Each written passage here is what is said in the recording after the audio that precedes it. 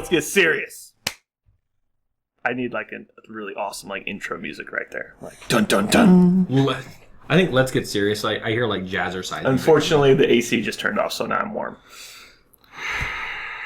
Thank you. That helps a lot. Hello and welcome to Learn to Wargame, the audio podcast. This is Brandon, or PG Mulus. Spence. Just Spence in the forums. Jeremey. I go by Lord Fool. And this is Richard, and I'm the spoiler that the Kador forums wanted. Yeah. Sorry. Why do you hate Kador players so much, Richard? Intercut here. By the way, if you're not on the Kador Facebook group, you have no idea what he's talking about. But if you are, you know that everyone hates them. All right, so today we're going to be talking about lock and load spoilers because they just came out yesterday. A ton of them hit last night. It was like all anybody in the entire world could talk about. So we're starting with the worst faction in the game. That's probably better than one or two other factions. Signar. Major Victoria Prime Haley. We're just going to touch on her because we already spent a half an episode talking about her. Things we did not know. Haley can cast spells off of either of her other versions, even if they have not cast that spell this turn, which is really good. Even if they haven't cast it yet? Yeah, so like she can cast Force Hammer without Haley past casting Force Hammer first. She can just cast spells right here. This model can cast any spell cast by another model. Oh no, I'm wrong. I misread it the first time. So yeah, they have to cast it first. Yeah, so... Max agreed with me on this and was totally wrong. I'm just going to go ahead and say y'all can't. Yeah, okay. I can't read. That's fine. Temporal Flux, though, we actually know what it does now. It is target self only, affects the unit, while within 5 inches of this model, or a model in this unit, friendly models gain +2 defense, and enemy models get -2 defense. So it's a to-hit buff and a defense buff at the same time. The past and future Haleys are incorporeal models with 5 hit points, and they're also 16/14, it appears.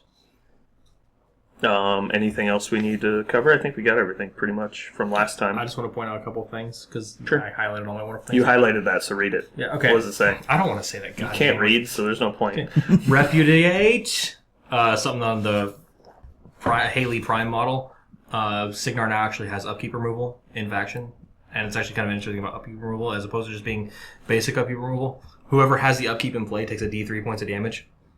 So it's kind of like the disbinding ability from the Wither Shadow Combine, but you have to hit with it. Yeah, so I mean, it's range 10, but I mean, it's range 10 with arc nodes and everything, so you can remove it whatever you want. Take that page. All right, take that one.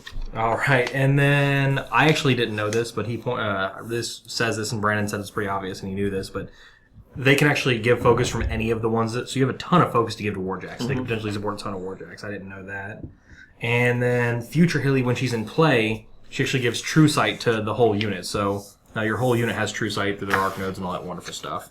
So that's just kind of cool stuff that I was unaware of that could potentially lead to something. It's pretty cool. And also, before we get further, I want to say, everybody, if you ever talk to anybody that goes to one of these lock and load things or anything that gets spoiled and they take pictures and post them up on Facebook or Twitter for everybody, thank them like a motherfucker, because that's how all of us poor, hopeless souls find out about this shit so fucking soon. And if they didn't actually share it, then we'd all be lost. Well, my favorite part is that you see all the pictures from the books. Like, some of them are pictures of cards, but most of them are from the book. How many times have most players bought a book, especially a new one? Yeah. Like, maybe they buy the first couple, and they're like, yeah, that's stupid, and then they never do again. So these people at the cons are actually buying the books just because they want to know what's in it. And then they take the pictures and give it to everybody, so they're sharing and then with throw us. the book in the fire. And like... I like to imagine that it's all the fluff guys, and then they're spoiling rules for all the rules guys, even though they only care about the fluff. That's. I like to imagine that's what happened. What the hell is print media? All right, so real quick, Major Prime Victoria Haley's theme force. She allows non-character Signar Warjacks and Thorn units. She allows field mechanics, trencher gunner infantry, and trencher units. Oh, excuse me, long gunner infantry. This picture that Spence has is horrible. Yeah, it's horrible. Yeah, it's got a big glare over the word long. It's the one directly from the Reddit page. Okay. So tier 1, only models include above. You can begin the game with or past or present Haley in play, so either both or none, or one or the other. And then you get to redeploy models based on... What is that? I can't read this. Why didn't you print out a good copy? This is the only one out there. Uh-huh. What do you ask me? Just read the tier bonuses if you can. You redeploy one model or unit after both players have deployed before the first player's first turn. For each one of them you start with in play. That's simple. So you're going to start with both. Yeah, unless you're an idiot. there's no reason not to. And it's free focus potentially first turn. Right. Tier 2 is... Hold on. You still have to upkeep them. Yeah, I mean... Okay. So you're still spending 2 focus each. And they have their own focus, which you can then use for that. But even if you don't upkeep them, you still get to redeploy. Yes. So you would always start with both in play and then just choose to not upkeep one of them. There's just no reason not to. Tier 2 is the army includes 3 or more trencher units. And the benefit is reduce the cost of trencher units by 1. And Parker pointed this out last night because I would have never noticed this, but that means the little artillery things like the trencher gun crew and all those are like 2 points initially, so they're now 1 point apiece. Which, I mean, that's stupid. I mean, they're not the most amazing pieces in the game, but for 1 point, they're fucking amazing. Right. Tier 3 is the army includes 1 or more trencher commando units. And the benefit being units in the army gain prowl during the first round of the game. I'm going to point out Prowl is even worse than Stealth, which means it's a fucking worthless tier bonus. Go ahead. And yeah, there's no fucking point in it, but who cares? And the last one, Tier 4, is Haley's Battle Group includes 2 or more Warjacks with the Arc Node advantage. And the benefit being your first turn of the game, models in the Haley's Battle Group gain +2 speed. Okay. So, point out the obvious. She can take lots of Trenchers units. She's probably going to have to take the infantry unit to get her Cloud Wall, which is just obvious. No reason not to. You have to take a unit of Commandos, which is kind of pricey. And then you can, basically the benefit you're getting to this point, you get to redeploy units where they could have been anyway, which is okay if you go first, but completely worthless if you go second. Prowl is completely worthless if you go second as well. Redeploy model/units. You can also redeploy your jacks if that matters, and the +2 speed. But if you go second, you can already see where all their shit is. Like, I know. I guess if they have AD units that change your mind, but for the most part, that's like a 5% useful. Well, and 95% worthless. +2 speed on your arc node. That's good. No, I'm not saying that part. I'm only saying the previous parts. But so you get to pretty much the prowl bonus and the redeploy bonus are just junk throw-ins because they need to get 2 other tier bonuses. Yeah. Tier 1 is good. Tier 4 is good. The other 2 tiers are crap. Yeah, I can see that.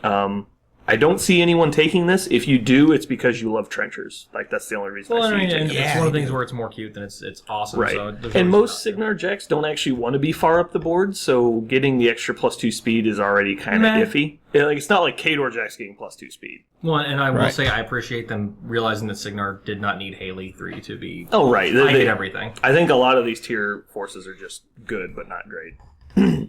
All right, so moving on. We're done with Haley now. The Hurricane, Signar Colossal. It appears to have pretty much the same base stat line as the Storm Wall. Noticeable differences are its guns. Instead of the previous guns, it has 2 storm emitters instead of the main guns, and 2 cannons instead of the cover fire guns. And then its melee weapons have changed as well. So starting with the storm emitters instead of the big guns. I just refreshed it, so. They each have Stormwind, which is enemy models hit or push D6 inches directly away from the attacking model. They're range 12, power 16. It is really good. This is probably the reason you'll be taking this thing, because the rest of the guns are only okay. Cannons are range 14, AoE 4, POW 13, which are very solid guns, but they don't seem to have any special ability. And moving on to the Shock Fist, instead of Electro Leap, they have Cortex damage. So if you hit a Warjack, you do 1 damage to the Cortex, which basically makes them POW 21 versus Warjacks most of the time. Meh. Yeah, it's very meh. I would believe that Electro Leap is much better. So this is the convergence drop. Sure. Yeah, sure. Unless you're playing against Syntherian and it all auto repairs, and you're like, oh. I'm just not 100% sure that I really would ever want to take this over Stormwall. I can't see it, but... Secondary effect is it has turbulence. Models activating within 10 inches lose flight. It's not if they enter, it's only if they activate within. So it's already kind of meh. It has an arc node, but... It's still 10 inches. It is 10-inch bubble. It's not bad. It lets it play a little bit farther forward, but still... Right. Flight against a Colossal, what does that really matter? Like, we're talking about Angels? Maybe not. Maybe not considering things coming at it. Maybe it's a little further forward than you were initially anticipating. Right, yeah. Like, it keeps those models from flying through your things for some reason. I mean, I know it's not there's very few models with flight that ignore free strikes, and you're probably not going to be taking Colossal free strikes. 2 Archidons. It's like, okay, well... Well, I kind of sure. I mean, it's very corner case, but it is, but he's probably just charging your Colossal. Ever. Yeah, it's... Or it's Malakarn and flight's irrelevant. Exactly. I mean, it's... I kind of see it as like an arc node bunker that you're just going to push up as far as you want. It's going to be amazing with Striker 1 because he wants an arc node because he has Earthquake, which is awesome. He can put his buffs out better. He has Snipe for it, which makes it range 16, POW 16, pushing guns. Kane 1's going to love it because your heavies will never get to him, and Kane 1 already kills all your troops. So Right. this got great synergy with some of the casters in the faction. Okay. I mean, But I don't think on a main scale you'll see him very often. No. I mean, you probably won't see him with Siege. I have something to point out in a little bit, but I'm going to wait for us to get another spoiler out of the way first. I do like the AoE 4s. I mean, AoE 4s are nice. Range 18, potentially with Snipe, AoE 4. AoE 4s are better than people give them credit for because most people can space for 3-inch AoEs. Very few people can space for 4-inch AoEs properly. I mean, it's only POW 7 blast, but still. Well, So- range 18, AoE 4 against a stealth model, a boostable power 7. I mean, that's a lot. I don't think AoE 4 actually matters on the min deviation range. Really? Yeah, well, I mean, it matters on min deviation, but when you're outside 6 and it can scatter full, it's still 2 inches hits your target. I'm pretty sure. All right, so moving on. I'm actually way more excited for this guy as far as Signar Jacks go. Ace. It is Kane's character Hunter, basically. It follows the stat line of Hunter pretty closely. It's speed 6, rat 7, defense 14, armor 15. Has a rune shot cannon, which is range 14. Don't forget it's advanced deploying in Pathfinder. It is advanced deploying Pathfinder like a Hunter. Rune shot cannon, range 14, power 12, but no armor pierce. Instead, it has affinity Kane. It has 3 ammo types while with Kane. Without Kane, he loses the ammo type ability. He has Shadowfire, which is on Terrandela Revisi, Thunderbolt, which is on the Gun Mages with UA, and Trick Shot, which is a new rune shot. He basically has Magic Bullet, that's an unboostable POW 10, which is amazing. He loses parry, unlike the normal Hunter. That's something I'm telling you, you just pay attention to that because a ton of times I've played against the Hunter and then I always forget, that's one of the big parts of the Hunter. It has parry, so it can just walk away, so it's not engaged. This thing doesn't, so I guarantee if you play against people long enough and they play Ace, you're going to run to engage it. They're going to walk away. Oh, no, it has parry. And you'll be like, no, it doesn't. Maybe. You're going to look at the card and you're going to get a free strike on that jack. That could happen, yeah. It's going to happen at least once. The big part, not the big part. Special issue Kane is nice. True Sight is big. Ignores camouflage, concealment, and stealth all the time is great. It's amazing for picking out like Tartaruses and shit like that. That's just being annoying all game. Range 14, you can snipe him with Kane. If you play Kane 1, range 18, rune shot cannon. If you play Kane 2, you can magic bullet him on top of the trick shot. So you can basically remove 3 models a turn that have stealth. It's really strong. This thing's worth 7 points, no question. It's definitely worth 7 points. And then it has a mini feat. It's the only jack I know of with a mini feat. I agree. Once per game, during its activation, it can use Infiltrate. This isn't a Kane only thing. If its controlling Warcaster is base to base with it, then it also gains stealth. That's really big. I still think you're going to see it outside of Kane. But The big thing about that is, it's I think the first time they're going directly from the fluff and translating it into a model. Really? Because Yeah. Ace exists in the fluff. well, I know he's in the books, but what do you Ace is basically a prototype in the story that has this stealth shield. Oh, It okay. allows King to that's sneak the- into a Okay. city. Interesting. Okay, well, I have a weird question here, and I'm wondering if anybody else can answer this for me. Tier list. Okay, does Kane have anything in his tier list that matter at all that he'll be able to now suddenly be able to take in his Theme Fortress? Kane 1's Theme Force Sons of the Tempest is actually really good. It lets you have unlimited units of gun mages, gives you a second UA for gun mages, and basically the list you end up seeing is 2 units of gun mages with UA, a unit of Tempest Blazers, and then a bunch of hunters. So you can easily find 1 point in that list to put him in instead of one of the hunters, and add a little bit more utility there. Special issue is just something they give to all the character jacks after they come out, when the tier lists have already been made. Well, my consideration is, are there any like point reductions, anything like that, where I could potentially? Not that I remember. Okay. But I And don't really know what Kane 2's Theme Force is. And then next, Jake's with him. Is there any specific reason why you would want him on Kane and not Jake's? Because he doesn't get the affinity if he's on Jake's. Yeah. It has to be in the battle group. It doesn't say it here, but if you look up affinities in the rulebook, it must be in the model's battle group. Got it. I did not know that. Same reason Ruin is not on Malakoff. I can imagine. Okay. All right, I haven't actually looked at this guy very much. He just has a bunch of really cool stuff So, on it. yeah, the chat is basically saying, yeah, he's pretty much garbage except for What? this King. Oh, right, yeah. I agree with that. You're only going to see him with Kane because Trick Shot is stupid and totally makes him worth 7 points. Without Trick Shot, he's meh. You guys, thank you for that. Actually, I was thinking about that earlier. I was going to ask, is there any reason to take him outside of Kane? And I don't think there is. Unless you really want your caster to have stealth, that's the only reason. No. Which I think this is a great... Oh, and his Rune Shot Kane's magical. I didn't realize that. I think this is a great example of what a character Jack should be. Yeah.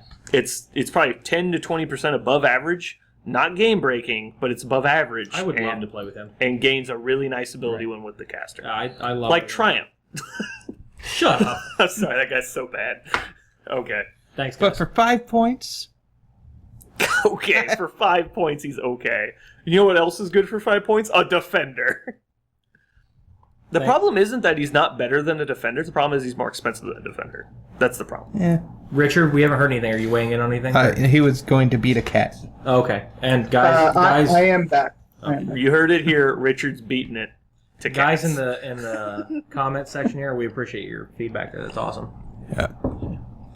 I guess the main nice thing about the stealth ability is that if for some reason your Jack and caster are blocking line of sight to something. Something I was going to point out is because the things you usually want stealth on are not high defense models. So stuff like Kane doesn't really get maximum benefit out of stealth because it's so hard to hit him. But if you get someone like Darius or Siege that has really high armor and you give them stealth, it becomes basically impossible to shoot them down. For one turn, yeah. Because most things that ignore stealth outside eyeless sight don't hit very hard. I could not imagine. Can you imagine Darius with this guy? I don't know if it's good, but it'd just be interesting to give Darius stealth on that one turn. He's going to drop to 0 focus. Meh. I mean, because he's pretty beefy. Yeah, he's got like 22 boxes and like armor 17. A non-Terran Shadowfire would be kind of awesome. That's true. Shadowfire without taking mercenary isn't bad. That's something you're already going to take anyways.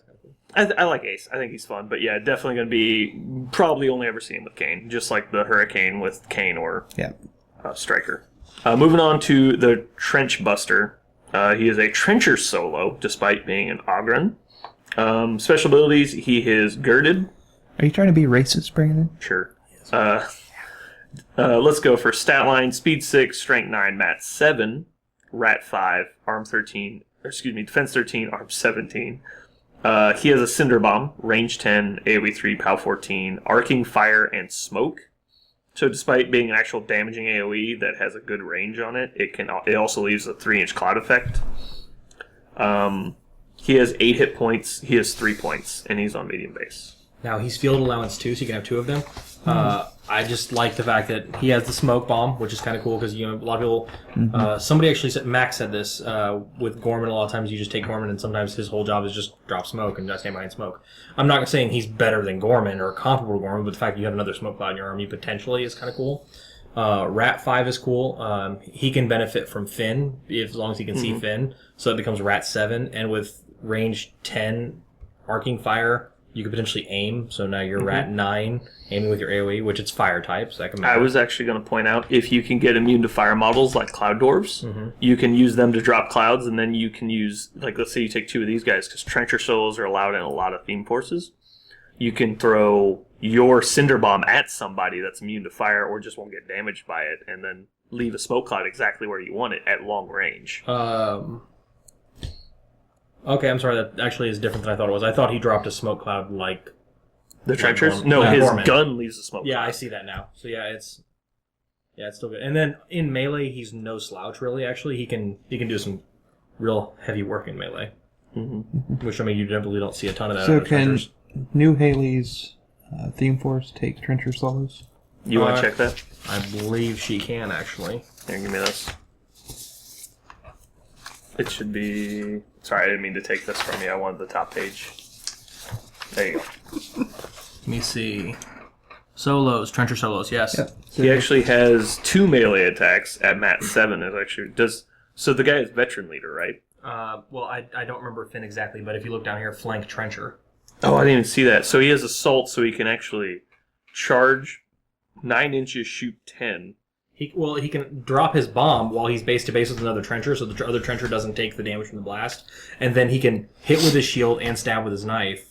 And now they're weapon master attacks because he has flank with the Trencher. Well, yeah, it's not one master, but flank is big. If Finn gives veteran leader like I thought he did, Plus 2 to attack rolls, I believe. yeah, so he can be Mat 11. Yeah, Because he has flank other trenchers. Like, just, you can, like, move Flynn up to engage something or run him to engage something, charge him with that guy, and you'll get the flank bonus, you'll get the veteran leader bonus, be mat 11 with 2 attacks. Yeah, power strength 13 on one, power strength 11 on the Charging other one. PAL 13 does some damage if against high defense. Like, you could hit Kane fairly reliably with that. And if you take just the solo guy, you can basically make it so that his bombs don't harm your guys. Oh, it gives him girded or whatever? Well, It just allows them to ignore the blast. Mm-hmm. He is girded too, so... Oh, that's true. So if he charges and ends in base with the trencher that's also engaging his target, then they're just immune to the blast. So he just tosses the bomb when they're both That's pretty good. I mean, we're not saying he's a super solo and needs to be used, but I mean... It's interesting. He's definitely better than the Boker, I think. And it's a medium base. It's cool. I mean, he's fun. Yeah, but tough, he advanced plays a deployment. different role than the Boker. Yeah. I like him sure, just because, for sure. I mean, it's something different. All right, so moving on. I'm not sure if you have any points, just like cough or clear your throat or something, we'll let you talk. All right, what do you want to say? No, I was just clearing my throat. Oh, okay. I mean, real quick, the girded thing, that would seem really cool with the ability that Ace has with a caster. I mean, think about it. You can't shoot him and you can't drift. So if you had like a really low armor. Yeah, that's good, just even without Ace, but yeah, giving Kane girded is pretty nice. Well, a 3-point solo that gives you a cloud every turn and girded. That's not terrible, especially with And assault. you commonly take Nis Hunters with Murdoch. Mm-hmm. Yeah. So if you throw this guy in there too, or even 2 of these guys, it's easy to bury a bunch of your Nis on these guys to make them immune to blast, which annoys a lot of people. What are you guys reading? That solo totally fixes the E Sturgis list. Oh my god. Epic Sturgis is the million mechanical list. Does he have enough attacks for that? Don't know what they're referring to. I don't know. Does He's, the tier list... he's kidding. He's kidding. Okay. He says, head desk right afterwards. So. It's just, I mean, whatever. It's cool, and it's not something we have yet. Yeah. So. All right, so moving on to So what's next? the worst faction in the game, Protector of Menoth. I hate you. I thought we were doing Rethin. No, this is the worst faction. He's here. a terrible monster who should be killed. Where are we going? Spence's favorite faction is every faction that's bad. All the bad. Oh, shut up. Anston Durst, Rock of the Faith. He is speed 5, which is faster than I expected. Don't forget, he's strength a 8. Paladin Warcaster. He's the slowest paladin. Yeah, he is a Paladin Warcaster. Strength 8, Mat 8, Rat 4, Defense 13, Armor 18, Command 10. His melee weapon is Power 7, which combines to a PNS 15. Magical weapon, Reach, Weapon Master. So that hits pretty hard. One step down from Lola. Sure. Actually, sure. Moving on, we'll go with 17. his special abilities first. Rampart Guardian Stance. During its activation, this model can forfeit its movement or action to gain Cornerstone for 1 round. A model with Cornerstone cannot be knocked down, placed, pushed, or made stationary, and friendly models base to base with a model with Cornerstone cannot be knocked down, placed, pushed, or made stationary. Retaliatory Strike, very nice. Eruption of Ash on his melee weapon is very nice. I believe it's the same ability that Thagrosh 1 has. Exact same. Which means that it works on friendly models, so if you can, if you're worried about dying, you run up to choir members and you stab them in the back, and you're like, dude, I got 2 clouds. Spell list. This is probably the best part of him, I think. Boundless Charge is huge. Cleansing Fire, okay. Deflection, very good. Hollowed Avenger is, I think, the first time it's been printed out of Trolls. We already have that. Really? Who has it? Testament. Testament's really bad. Just saying. This spell just brought him down. Moving on, Wall of Steel. Wall of Steel is a new spell in Warmachine. While in this model's control area and base to base with 1 or more other models in this model's battle group. Excuse me, 1 or more models, not other models. So this works on non-battle group members. Models in this model's battle group cannot be knocked down, gain +2 defense. So never mind. This spell is awful. It is very weird. It's basically sidearms, but instead of giving defense for each model, it's just +2. You can just pair off your jacks and +2 defense can't be knocked down. Man. And then his feat, which is Bastion of Faith.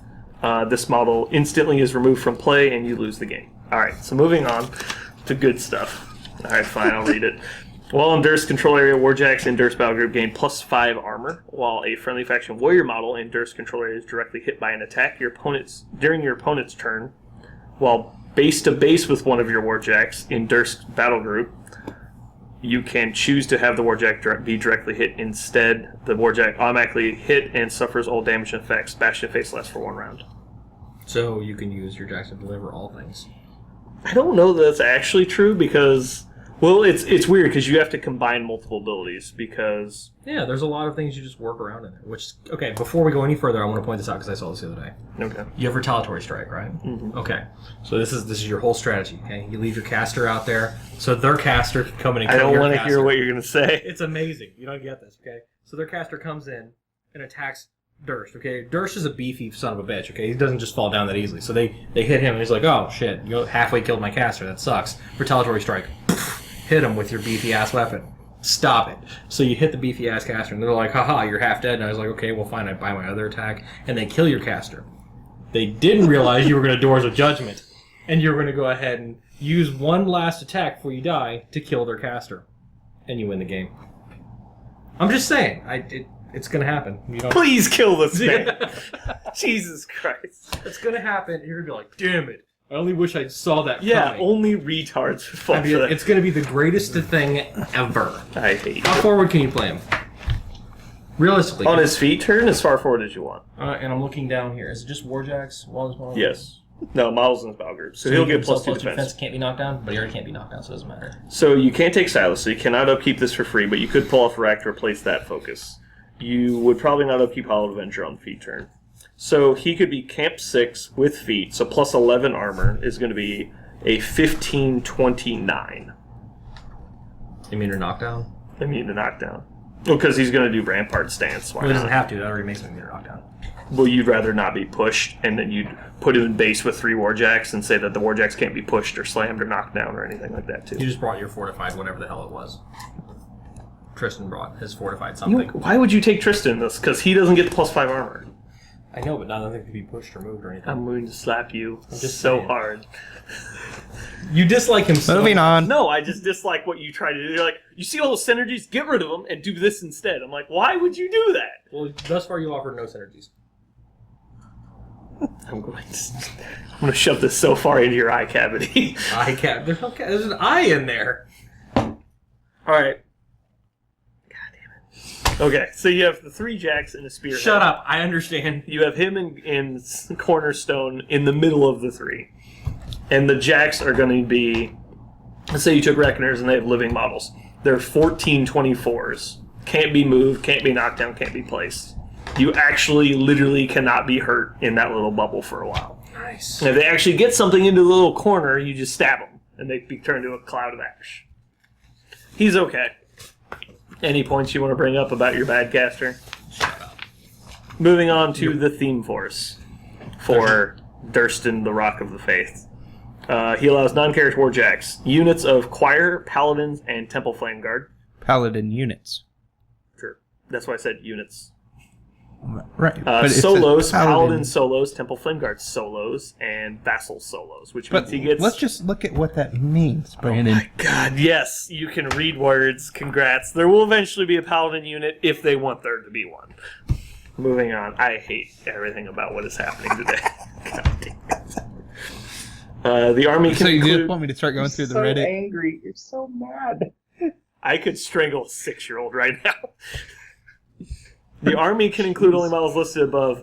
The benefit. For each unit in the army, increase the FA of Paladins of the Order of the Wall by 1, which is the exact same tier bonus from the Harbinger theme force, I believe. Tier 2, army includes 1 or more units of Temple Flame Guard. Add 1 unit attachment to 1 Temple Flame Guard unit free of cost, and it ignores the FA restriction. Tier 3, the army includes High Paladin Dart and Vilman. Duh. Paladin solos gain advanced move. Really good. And army includes 2 or more Warjacks with shields. And benefit is Warjacks with the shield advantage are automatically allocated 1 focus during the start of the game. So, good stuff. I think. I see him paired with Harbinger. I'm glad that your disdain. Oh my god, that would be so annoying. It's like, I don't care about Divide and Conquer. I got fucking 16 pounds in each list. Like, can you imagine how angry a Minions player would be when they saw you? They would just be like, just get fucked so hard. Just get the fuck out of my tournament. Your disdain for this so much. Now watch. No, I'm going to play that. Second we get to Victor, you're going to be all like, oh my god, Victor! Okay, got it. What Rat size zero. base was he on? I believe he is He's a medium base. He's a medium. Is he medium? Oh, that's right. We knew that. Never 40 mind. millimeter, yeah. All right, moving on to Warjack section. The Revelator. Can we call it not the Revelator? What do you want to call it? The party bot? It's the Because you're a Revelator? fret boy? It's the Revelator. It's the Revelator. It's right here in text. That doesn't say reveal. That's just We don't have to read. It's a podcast. Oh, God. Moving on. I never learned to read. It has the same basic stat block as the Judicator, because, surprise, it's another Judicator. Spence believes this model is terrible and not worth playing. His own words. That's not true. That's exactly what you said. It is you not- think he's really bad. I've Brandon, never said It is that. not the same block. What's different about it? It's missing something. A command stat? No. What's that? But reliquary. thing. It's not. That's not a stat. It has a ferratory instead. Okay, moving on. It has two conflagrators, which are range 10, AoE 4, power 15. Two Lightbringers, which are range 14, power 12. The Lightbringer has Radiance. Models hit by this weapon lose camouflage and stealth for 1 round. The conflagrator is fire damage type as well as the Lightbringer. It has Burning Earth. On a direct hit against an enemy model only, this attack's AoE remains in play for 1 round. Models entering it or ending their activation in it suffer a POW 12 fire damage roll and the fire continuous effect, which is straight better than cleansers, I believe. Yes. Yes. We should go on a list of models that are not straight better than cleansers. Templars. I'm done with you. Moving on. Its fist are still power 20. Surprise. It has a ferratory, is that how you say it? Yes. This model ignores concealment, camouflage, and stealth. Additionally, this model's weapons gain the magical property. While the S system is out or disabled, this model loses the benefits of ferratory. Alright, now the cool thing about the ferratory, the reliquary is actually a ground up remains of a priest. It was like his ashes that they put into there. The ferratory is actually a chunk of an ancient temple that they just said, like, okay, chunk of ancient temple, and just stuck it on top of it. Like, here's some ruins. Here's a chunk of building. There we go. All right. Lots of fire stuff. Lots of fire. That's true. I think Fiora 2, you'll probably see some builds with this and then bonding like a Redeemer or something else to do its auto fire. Well, the cool thing is you don't have to do the bond on this, though. Exactly. It opens up her bond, which is Right. a really cool thing. Now, what you're going to do with that, I think we've done bonded adjudicators so long now. That it's Well, that's what I'm saying. You'll see some of this sometimes, or maybe just some playtests of it, but you'll probably still see a lot of Judicator with Fiora 2. I think everyone else, except for maybe Sevi, will end up taking this thing. Especially Krios. What, are they making fun of us again? It's the realtor. The Realtor? He wants to sell you land on fire. I still like Here's your land. Glorp's comment about Anson Durst, though. He's the Paladin warcaster. Paladin. He's not Paladin, it's Paladin. He Paladin puts butter on his the jacks. Get a nice butter And it on the hates jack. the other people's. You know, that kind of makes sense. That's why they're higher defense. That's right. Teflon. Go ahead and put some butter on the jack. All right. We can probably skip this guy. We don't need to talk about him. It's not that good. Yeah. Oh my god. Hand Can we of not talk? judgment. No. No. Okay, argument. Well, first I'll read through it, and then we'll explain how Dan thinks it works. Before we go further, I want to point out, okay, when I was leaving work, I was thinking of, let's actually mention what we think is going to be probably the coolest, best, or just whatever we think is going I to be think we'll the get best through it, piece. and then we'll rate them on how much that you think we'll Let's see. just go over, not all of them, but like just a couple of things. Like what do we think is going to be big, a big splash? What do we think is going to do a big job here? Okay, so the hand of judging hand thing? of judging. The I think judging- that's how you pronounce The it. judging hand. He is immune to fire, so there's one fire symbol on this card. Affinity Fiora. That's a fire symbol, basically. That is a fire symbol. While in Fiora's control area, this model gains boosted ranged attack rolls. Well, what's it That's gonna right. They just rinsed and reused Harkovich Affinity with Black Ivan. They can't even be original with this model. Yeah, we should stop reading. It's his trash. Throw it away. Throw away the model. Blazing Wrath, another fire symbol. Not good. This model can charge without spending focus or being forced if its charged target is suffering the fire continuous Can I effect. point out the fact that that's not really that cool of an ability because the vast majority of Warjacks can charge without being forced? That's kind of true. Yeah. I actually can't name a Warjack that you can force to charge. Are we done? That's a big deal. All right. Fuel for the Flames, another fire symbol. While a model suffering a fire continuous... Excuse me. I can't even read this. When a model suffering a fire damage roll while within 5 inches of this model, add +2 to the roll. Special issue Fiora, that's basically a fire symbol. Immolator Cannon. Fire continuous effect and fire damage type, 2 more fire symbols. It is a gun that is spray 8, POW 14.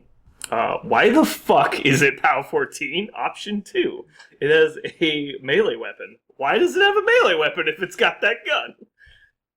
Flame of Truth is crit fire symbol, has reach, flame burst. When this model boxes an enemy model with this weapon, enemy models within 1 inch are there. Within 1 inch of the box model stuff, the fire continuous effect. There's also another fire symbol there. Also another fire symbol. Couple things about this thing. Okay, now I'm looking at this all over the forums today to figure out whether or not this ability actually works this way. On Fuel for the Flames, it says when a model suffers a fire damage roll while within 5 inches of this model, add +2 to the damage roll. I'm actually very sure that Dan is correct. No, Dan's not correct. Is he not? Okay. Well, hold on. What did Dan say?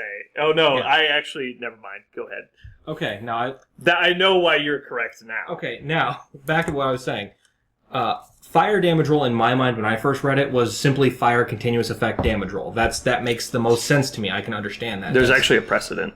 Is there? Okay, well, The this Fire may be- Eaters say they get +5 armor against fire damage rolls, which includes like a pirate troll shooting them in the back. Then the people in the forums may be right. It seems odd to me that he's going to literally add +2 to all fiery isn't damage. his melee weapon cause fire damage? I know. Well, his melee weapon's already PS18 with reach, which is unheard of in this faction. It's critical fire. This is he's 1 point cheaper than the Avatar, which is our most expensive Jack. That has a POW 19. Yeah, and the power 18 weapons are the Crusaders, which don't have reach. Everything else is power 17, which has reach. So it's 1 power higher. I'm just pointing out characters can have higher than POW 17. I know, They've but already it's had that. amazing. Yeah, And he's speed 5, really which is good. better than we were expecting. The fact that he's not 12 points, I was confused at. Now, the power 14 you were pointing out is actually POW 16. And at short range, with Choir, is POW 18. Boosted attack rolls, power 18 spray. If only he had Assault. He would just kill things. I figure... Well, he's good. And he's only speed 5. If there was only a way to make him speed 7, potentially, when walking around. I mean, is there somebody who can do that? Richard, what's up? No.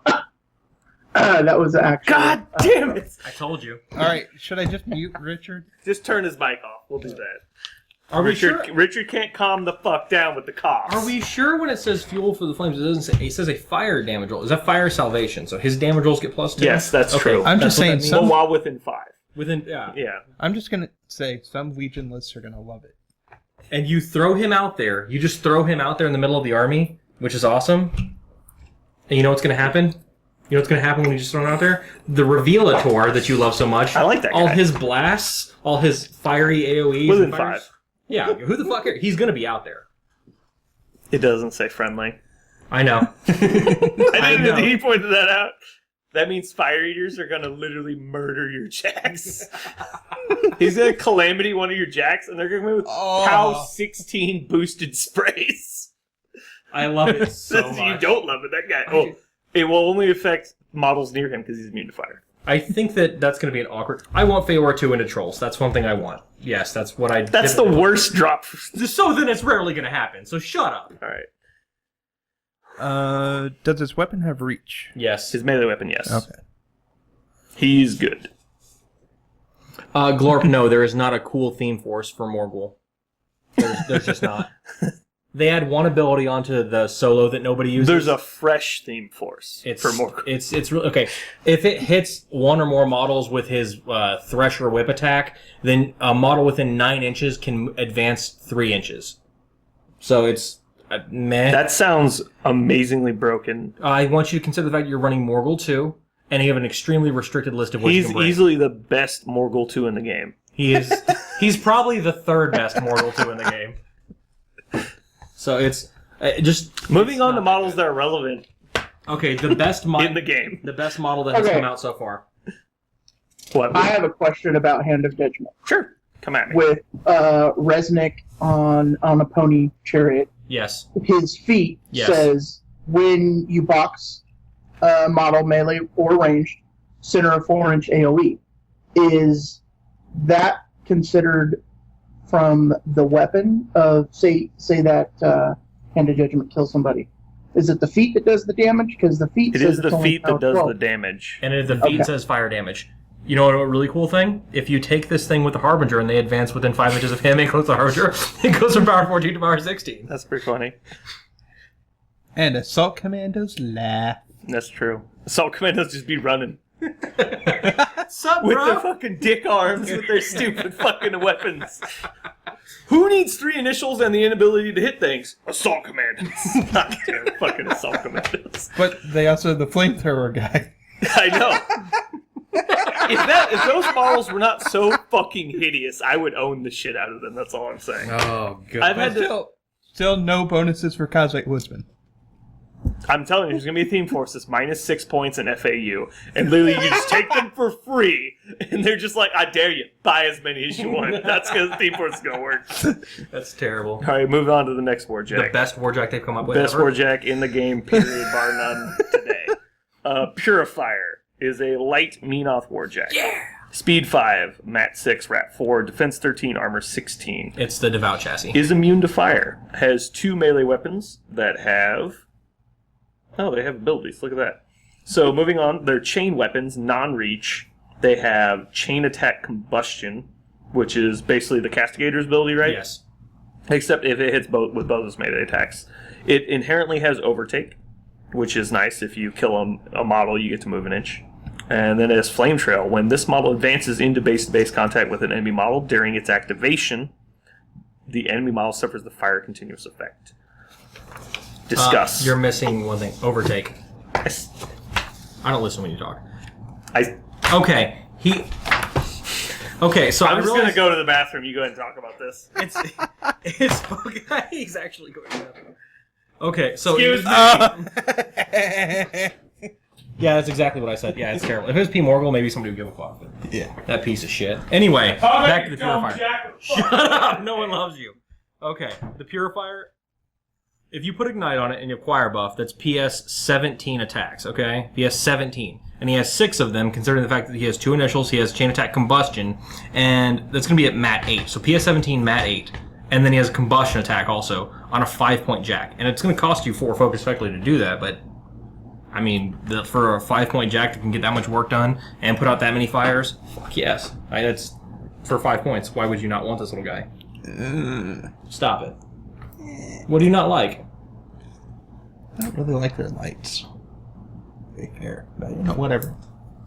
Not all jacks can be fucking renegades, but this thing. I mean, well, seriously. Okay, overtake, so it can move around a little bit more. He's only 5 points. He's 13-16, which is not a horrible stat line for a jack. It has plenty of little boxes. I mean, it's solid. And Dursk is going to give it +2 defense, so it's going to be 15. On feet turn, they're going to be 21. I'm just saying, you're probably not going to see it with Still describing Kreos. how overtake works? And overtake, no, I'm not. What were you saying, Jeremy? You're not going to see it with Kreos. So No. what's it matter? That is true. He's probably not going to be there with Kreos. If you take him with Hand of Judgment, the Power 12... actually, that's something I was curious about. Okay, on his Chain Attack Combustion, the Power 12 fire damage roll, if he's choir Yes, buffed... if you're within 5 inches of the other guy, Yeah. you get +2. Okay, well, what if you're choir buffed? Is it Power 14? It's an attack. And it's a damage roll from your jack, so I can't imagine you wouldn't. Read the ability start to finish for me. If this model hits the same model with both its initial attacks with this weapon, after resolving the attacks, it can immediately make one additional melee attack against that model. If the additional attack hits, models within 2 inches of this model suffer a Power 12 fire damage roll, and the fire continues effect. I mean, it's a damage roll resulting from I the model. believe so, based on the Electroleap ruling. Because they used to say abilities that say the model suffers is not directed damage from him. So therefore, he wouldn't get the +2 to the roll because he's not doing the damage. They're simply suffering damage. So you're saying So no? I don't think so, actually. That'd be interesting. I'd like to actually see Because that's kind of how like the Vlad 2 with Ruin thing works. Because Vlad 2 casts Razor Wind at Ruin. Then Vlad suffers D6 damage. He just didn't get attacked. But he didn't suffer it from Ruin because if he suffers damage from a friendly model, he loses Rights of Battle or Rights of Kings. Or All right, Toadark. Epiora, and he's going to run around giving burning STD hugs. Burning Nice. STD hugs. Yes. And I really hate this chassis. I really do. I hate the Devout and the Dervish chassis. It's not my favorite, but Let's be honest. This is how Amon deals with infantry. I like every... Just cast an ability and they run like 14 inches or whatever. I'm not going to mind just buying like 5 of these guys and modding them on regular fucking Reventor chassis. I mean, isn't that kind of just insane? I mean, I don't know, I guess not insane, but Flame Trail basically says, I don't care about having to hit. Yeah, he just advances into base space. That to me sounds, that's like in the, I read that and I was like, oh man, something that just happens that you cannot stop. Well, and it'd be kind of fun once you're already in there. Like, it doesn't have to have any systems effective. It just has to have movement. Well, it needs to be able to take free strikes if it's going to be running through a bunch of guys, but yeah. Well, it's a Jack. Jacks can take free strikes. And the thing is... Depending on what it's from, yeah. Yeah, I mean, you can just walk out there and just run past things, and if with escort up, that's 12 inches of movement. Run past all these guys, run past all these... Okay, now they're all fired. Enjoy. I think it might be interesting with Fiora, too, just to like set 6 things on fire and then feet to get them into good places. Mm-hmm. Or him, because the other guy gets to charge for free, so you could rocket him in on a charge. He bumps into something, sets it on fire, and then kills some other stuff. You could potentially actually And set then- a bunch of your own stuff on fire with him, too. That's true. Would Just to a get more bump be an fires. advance? What's that? No, I'm saying, like, so you've got Purifier and the hand of Judgment. The Purifier charges something next to what you want the Hand of Judgment to charge, but ends in base with his charge target. Free That's charge. setting on charge, getting Yeah. free charge. Or, I mean... And But if you're it honestly, you're hits- taking fuel with Fewer 2 anyway, so it doesn't matter. Yes. Except in close quarters and incursion. This is... Well, for 5 points on a little light And Wargame, outflank. I think it's going to be just kind of cool to have. I think it's good. He's interesting, if nothing else. And they look cool. Yeah, anything that gives him a movement buff is going to make him better. Is there anything else you want to point out on him? That's it. That's... Overtake, maybe? Does it have overtake? Moving on to solos. Is it Pyrrhus? I think so, yeah. Pyrrhus. He is a Temple Flame Guard character solo. He is... No, it's Pyrrhus. Right? No? Can you mute his mic? I thought I'm we talked muting about you, that. Richard. I'm sorry. Speed 6, Mat 7, Rat 4, unfortunately.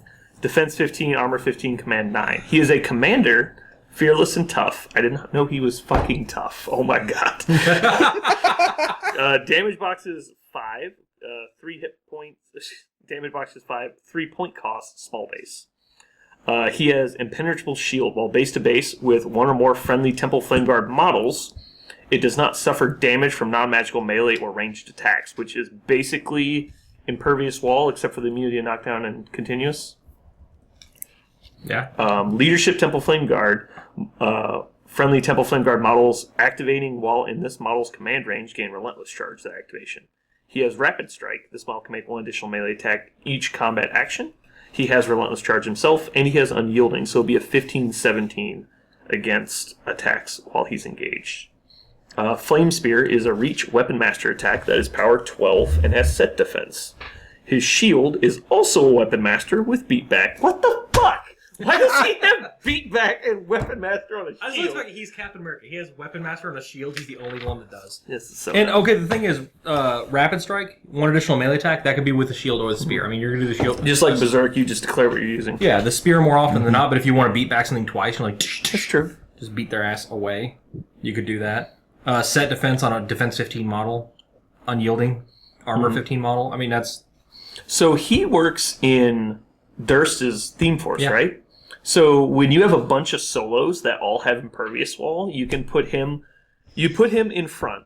You put a Temple Flame Guard behind him. Just doesn't matter who. Just even the Banner Bearer, because he's not doing anything else. You put 2 Paladins beside them, filling the gaps in base with both Pyrrhus and the guy behind him, and they go into Impervious Wall. So you have 3 guys protecting one dude. They're all basically Impervious Walled, and he's a 15, 17 under Impervious Wall. Yeah. And he is tough. Like, that's really annoying. I think he's just... And he looks really cool in the picture, and the idea of a TFG looks solo, really I've fun. liked that for a long time. I'm not sure really where I'm going to want to spend the 3 points on him instead of Vilmon or Well, you're going to take him Nissia. like 2. Well, I'm just saying it's 3 points for this guy. And what point? I could easily see him over Nissia. Really? Because he's way harder to remove once you get mixed in. I can imagine. Nissia's better hit and run model. I like everything about him, and I will buy him, and I will buy a whole unit of TFG to paint them all the same and have them all look good together. Okay, look okay together. I've never been so happy I have 30 TFG sitting in the case ready to go. All identical spear holding up to the Yeah. side. And they're sharp. I You think kill you somebody should with them. paint them to look like cats. Like cats. Mm-hmm. What is the mic situation, Jeremy? Come on. Richard, are you just doing math? He basically lives in hell. So TFG Kitty Guard. Kitty guard. I mean, I thought the theme of the show tonight was cat, so I brought my cat indoors. God damn it, Richard. I'm making cat references. I mean, I don't understand what the Richard, no matter problem what is. anybody tells you, you would make a sexy Catwoman. Was he not Catwoman? You don't. I have the suit. I mean, I have the Oh. suit. well, I know you do. This No. is why he refuses to come down, because he's I'm wearing the amazing, Catwoman Spence. suit right now. In every dream I have Richard dressed like Catwoman. It's awkward when we're at Hardee's. Speaking of dreams, I have some stuff to tell you later. Actually, Moving on. wait. Tau Dark just said this. Okay, that's kind of cool. Charge Oh. 9 inches, And then shield to beat back someone, shield to beat back someone, and then spear. So how far does that really get you? You can potentially get in 11 there. inches. Because it's 9 plus 2. And then you have the reach on your spear. Right. So You guys know what his threat range is? Max threat range? well, it's just kind of interesting. That's kind of 13 non-linear inches. at the end of it. So like beat his way in It's there true. and then poke somebody who's not supposed to be Yeah, poking. it's like 1 POW 12 attack. 1 POW 12 attack is not bad at Mat 7. All right. Shut up. Which, by the way, can I point out the fact that there's no fire on this guy's card, and he can't get He's fire. worthless. Yeah, there's no... No, he can get fire. You have the How? purifier. The Purifier doesn't give him fire. It sets him on fire. He sets him on Yeah, fire. but standard TFG don't have fire either. Yeah, they do with the UA. UA. With the UA. Yeah, why would you not take the UA? It's amazing. Yeah, UA Right, gives him I'm just- fire on a spear, right? Yes. I'm just saying naturally they don't have fire. I really hope that Despite having flame people that are spears. actually struggling with rules are not listening to this episode because we're saying so much shit that's not true. If you can't distinguish the two, you should just not listen to me talk. Well, that's just a fact. All right, moving on to the worst faction in the game. We I have thought we just Obavnik, Thanks, Commander, Zerkova, and Reaver Guard. Thanks, Obavnik. Thanks, Whoever came up Obavnik. with that's a fucking genius. That motherfucker needs a reward. It's probably the Muse guys. All right, so she is Thanks, John. bad. She has speed 6, mat bad, rat bad, defense 15, armor 15, okay. command 9. When is she gonna get in combat? She did get something that her previous form did not have that's very important. A really cool Officer picture. advantage. Officer The advantage. art on her card is awesome. She has an organ. Shut up. She lost reach. I think she probably didn't have reach. She was so bad before, it doesn't matter. Moving on. Oh my god, her quote is herself. I think that's the only She's character. talking about that's herself? like that. What do you guys read? I like the fact that her title is Obavnik. I thought that was her fucking name. No, that's I don't her know that title. So Haley went to Prime, she went to Obavnik. at all. So not okay. I want that coat. It's a pretty cool coat. Okay, so actual important things. Okay. The Reaver Guard are speed 6, mat 7, defense 13, armor 15. They're 1 armor higher than Doom Reavers. They have 5 hit points each. Their command 7. Their Fellblades are 1 power lower than Doom Reavers, which really confused me because they're bigger than Doom Reavers. Anyway. But they have reach. Oh, yeah. Yes, Obavnik, they do. They have And they're Obavnik. magical weapons. Okay. This is a Warcaster unit, by the way. It's Yes, kinda cool. it is a unit. Moving on, she is a Grey Lord. She has Inspiration Grey Lords, which means they never flee and automatically rally in her command range. Around her She domain. has Sacred Ward. She has Self-Sacrifice, the Reaver Guard, so it actually makes her slightly annoying to kill if you're trying to go in on assassination. You gotta make sure the Reavers are dead. She is a Warcaster unit, obviously, and she has Blessed on her melee weapon, which is power 12 magical, mat 6, which is bad. Moving on to the Reaver Guard, they have Berserk Countercharge, which is really interesting. They have Doom Reaver Special Rule, which is new. They have Sacred... they also have Sacred Ward. I thought they had Spell Ward. And they have Silence, so they don't have to make Berserk attacks. Wait a second. That's why I was asking if there were any buffs. Enemy spells. Right.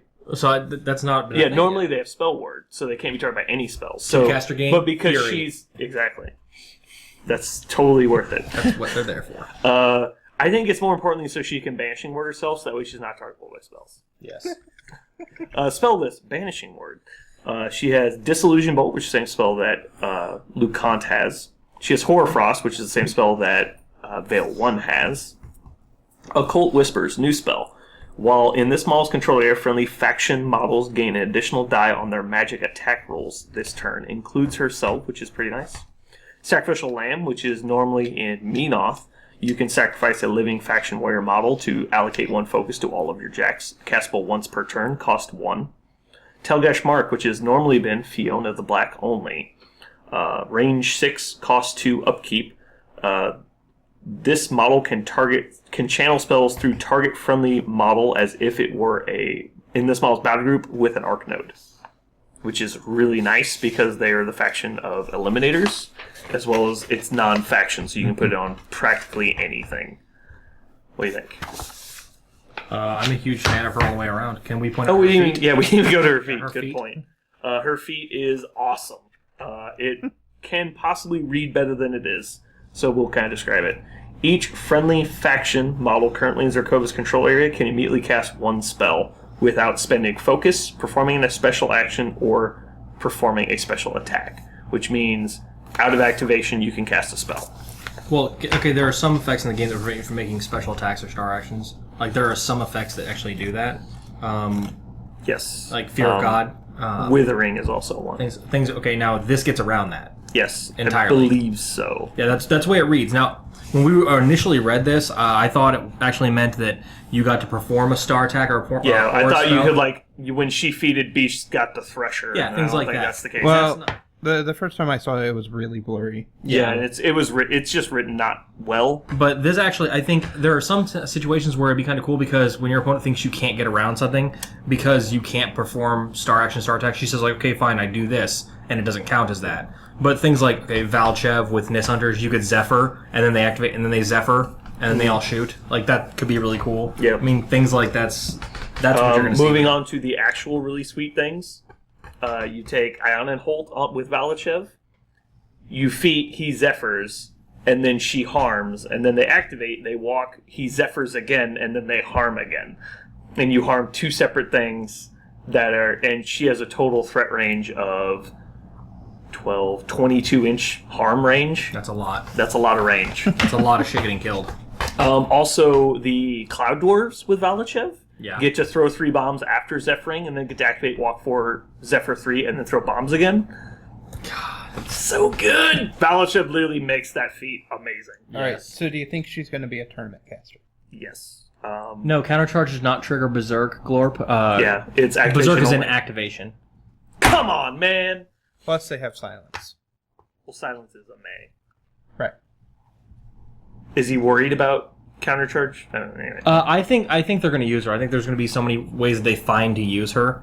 Just because, I mean, the idea of having an arc node with her spells is going to be kind of cool. And, I mean, an arc node on Eliminators. Yes, having an arc node is nice. She has Horror Frost, which is okay. She's not going to be amazing, but she is solid. You don't think so? Because I'm okay. What does she do that the faction doesn't? Well, I don't know. I'm throwing out ideas. Somebody has actually pointed this out to me. Okay, She has so you could use Bad Santa to throw out a focus. You could use Sackland to throw out more focus. So this is just potentially fueling Jax, which I know the faction typically doesn't run a ton. she of doesn't them. support the Jax. She simply gives them focus, and focus doesn't make Jax good. Or else high focus casters would just run Jax. But it's a thing that hasn't been done though. So I'm curious if it's something that could actually happen in the faction. The biggest flaw to her is that she doesn't have Iron Flesh on her card. Honestly, because the faction is so key around that spell. Okay. No Boundless Charge as well makes your Jax not good, because Speed 4 actually matters now. So the only thing I think you're going to see is her running a cheap Jack like the new, we'll get to it, but the Rager, the Shield Guard Jack, basically. Okay.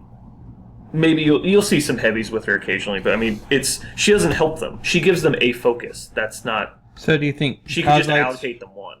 Do you think taking a Woodsman for the sacrificial lamb?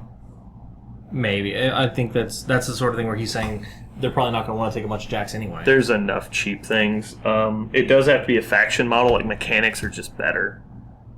Because if you're running Jacks, you're going to take mechanics, and it's a 6-man unit for 3 points. It's just good. The obvious choice for a lot of spells, also, by the way, is going to be Greylord Outrider, just because they're Greylord Outriders out there are literally built around this caster. So it's like she's going to have them, and she just have those. Because she activates, or they can activate run 18 inches. Then she goes, feats, casts Occult Whispers for free because of her feat, and then they all do 5 spray. They do 5 sprays that are extra die to hit. Are there any spell buffs that aren't Warcaster related that can go on the unit guys? You're talking about like synergies within the faction on spells. The Khaldun's being able to throw out a shit ton of ice cages, and if any of them hit, basically you become stationary. No, I'm talking about a buff for the... Oh, these guys? Yeah. You can put clouds on them. You can put Blizzard on them with the Turnians. It's not bad because they can block line of sight to her. And then they're hard to remove because they're immune to spells. You can put them in cover, plus they're concealed. I mean, it goes to 15-15 with 5 boxes. It's okay. Yeah, they're just as hard to remove as the cavalry. It's going to be interesting. She's going to be fun to play because she's going to be a caster that can... Her feat turn is going to be fun. And with the Arc Node, she can do a couple things. But realistically, her arcable spells are Disillusion Bolt and Horrorfrost. Well, Horrorfrost is going to be able to be boosted, and you're going to be able to have the additional dice. It's right, she's basically got the Veil 2 assassination concept of, I'm going to bullet you twice, but it's Horrorfrost instead. Well, the chance to stationary things with Horrorfrost is kind of interesting. Yeah, but I mean, with her feat, you should be expecting those stationary things with Turnians anyway. So they can do that too. But that's a lot of stationary just floating around. It is, but I mean, that's just how kind of... But I mean, we were talking about my feat is going to stationary things. You can just play Sorsha. That's the problem. Is like, why? Right, what does she do that Sorsha doesn't? So our consideration is... Well, I was trying to point out. Didn't she have immunity cold? She has immunity cold, just like Sorsha. That one does? Okay. Yeah, both Sarcopus.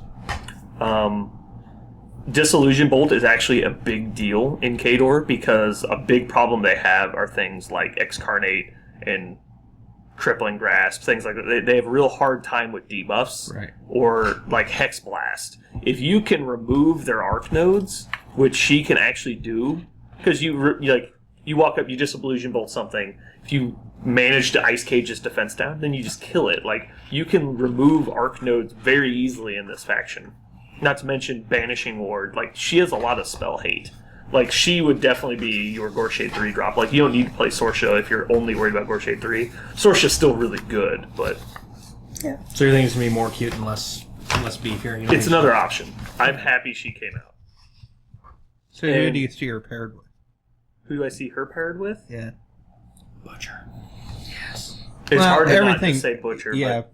pretty much anything goes with Butcher. All right, well, what's in her tier list? Yeah. No, hold on. I mean, I think that was a valid question. What do you see her paired with? Well, it's the tier definitely got list to be might an affect armor it, breaker. So. I think a blunt force object. I mean, she's going to do all kinds of stretching and weird things out there and try to do things in awkward activations and in awkward angles. I think something that's a blunt force object would be perfect with her.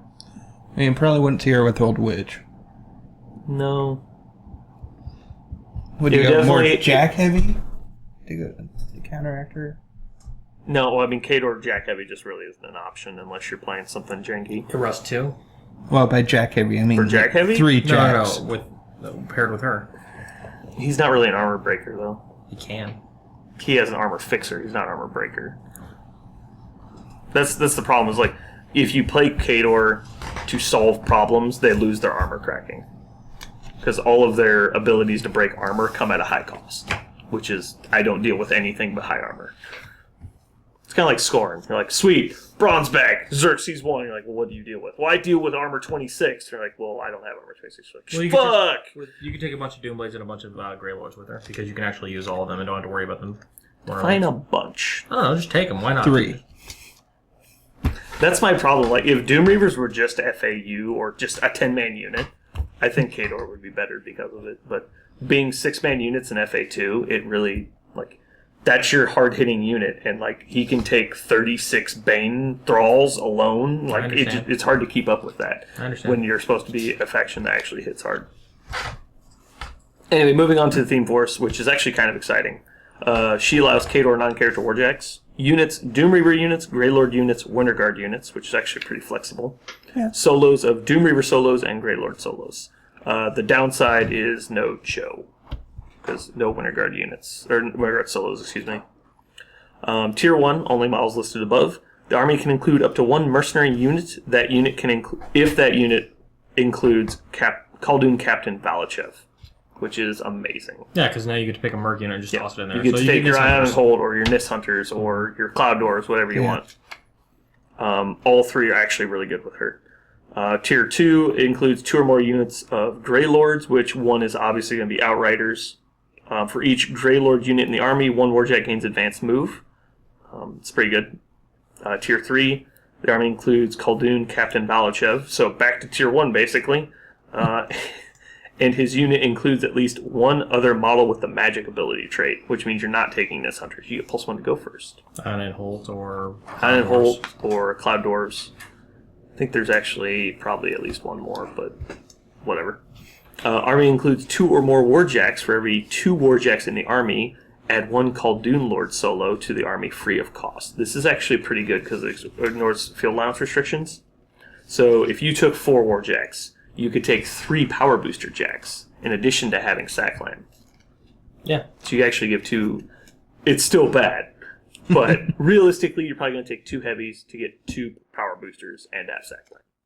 The problem is, if you ever want to allocate focus, you're like a focus down already because you lose the Power Booster. So you have to give them 1, and you're just back to where Power Booster got you before. Then you have to give them a second one to get back ahead.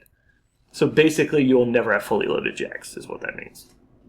Because you spent 2 to 4 points getting to where you are already, and you have to spend 2 focus to get back to 0. Like, it's kind of annoying. But will that matter with the new Jack? With the Grolar or with Ruin? No, whatever the new Berserker one is. Oh, we'll get to that in a second. Yeah. Moving on to Khador Warjacks, the Victor, which is the win of the book, I think. You're terrible. What? I honestly don't see why it's that good. I mean, I understand that he's good. I just don't see why he's that good. Like, Would you say that or Rune? This or Ruin? Yeah. I don't really count Ruin in this because he's not spoiled yet. He's been out for a while, but Ruin is amazing. Moving on. Victor. But he's part of the book. Sure. Victor has the same stat block as Conquest, with some noticeable exceptions. He has a Siege Mortar, which is fucking better than main guns. It has an additional 5 range, and has 3 ammo types, or attack types, instead of Crit Devastation, which are not critical effects that are random. Alright. It has Crater, which is the AoE is rough terrain and remains in play for 1 round, even if you miss. Flare, models hit by the attack suffer -2 defense for 1 round, which is nice. Incendiary, this attack causes auto fire. which all this is on a 5-inch AoE, so it's solid 5-inch AoE, which can be awesome. Which Okay. it doesn't matter, because 5-inch AoE, that's rat 0. Yeah, it's inaccurate. Don't care. Moving on. It also has a minimum range of 6 inches. It actually matters. Think so? It does. Not a lot, but you need to know that. Autocannons has 2 of them, which are auto-fire D3, and has the flak fire special rule. It gains an additional die on attack rolls when targeting a model with flight. That's actually pretty cool. It's corner case, but cool. That means that this guy murders Grotesque, which, thank God, because Khador's been waiting for an answer for Grotesque for seconds. All I'm Literally saying seconds. So, do we find out if Denny 3 has flight? Pretty sure she does. Did you look at the page? I haven't looked at it yet. It's behind Look you. at the page. Yeah, you have it. What? We haven't got to Denny yet? Flight! All right. He's going to destroy Denny 3. Loud noises. Okay. Still POW 22 fists. Field allowance 2. And 18 points instead of 19 points. Are you fucking kidding me? Why the fuck would you take a conquest? Because you have 2 of them. What were the comments? I have 2 of them in that case. I don't even care. They're dead to me. They're gonna sit in the bottom of that case until I die. Or let me proxy them as victors. Anyway. It's terrible. So the Harkovich list with double conquest been running around is obviously going to be 100 times better with this. You think it's going to be a big thing, though? Yes. You can see even more people playing it now, and it was already a bandwagon thing. Muse said it. Let's do it. So do you think Ryan loves this or hates it? Ryan loves double colossal lists. If you want to play against Ryan, just bring double colossal and you'll have a good time. Moving on to the worst warjacks in the game. Can I, before we do that though, I want to point out the fact that on Victor, his siege cannon, the incendiary thing's a 5-inch pie plate of fire, and you with Harkovich, you get 4 of them. That's correct. And 4 5-inch AoEs of fire is going to do so much work without you having to try from 20 inches. Like I was saying earlier, the 4-inch AoE doesn't really matter on the 5-inch AoE. scatter. The 4-inch AoE doesn't really matter on a scatter because 2 inches still misses. 5 inches where that starts mattering on the math a lot.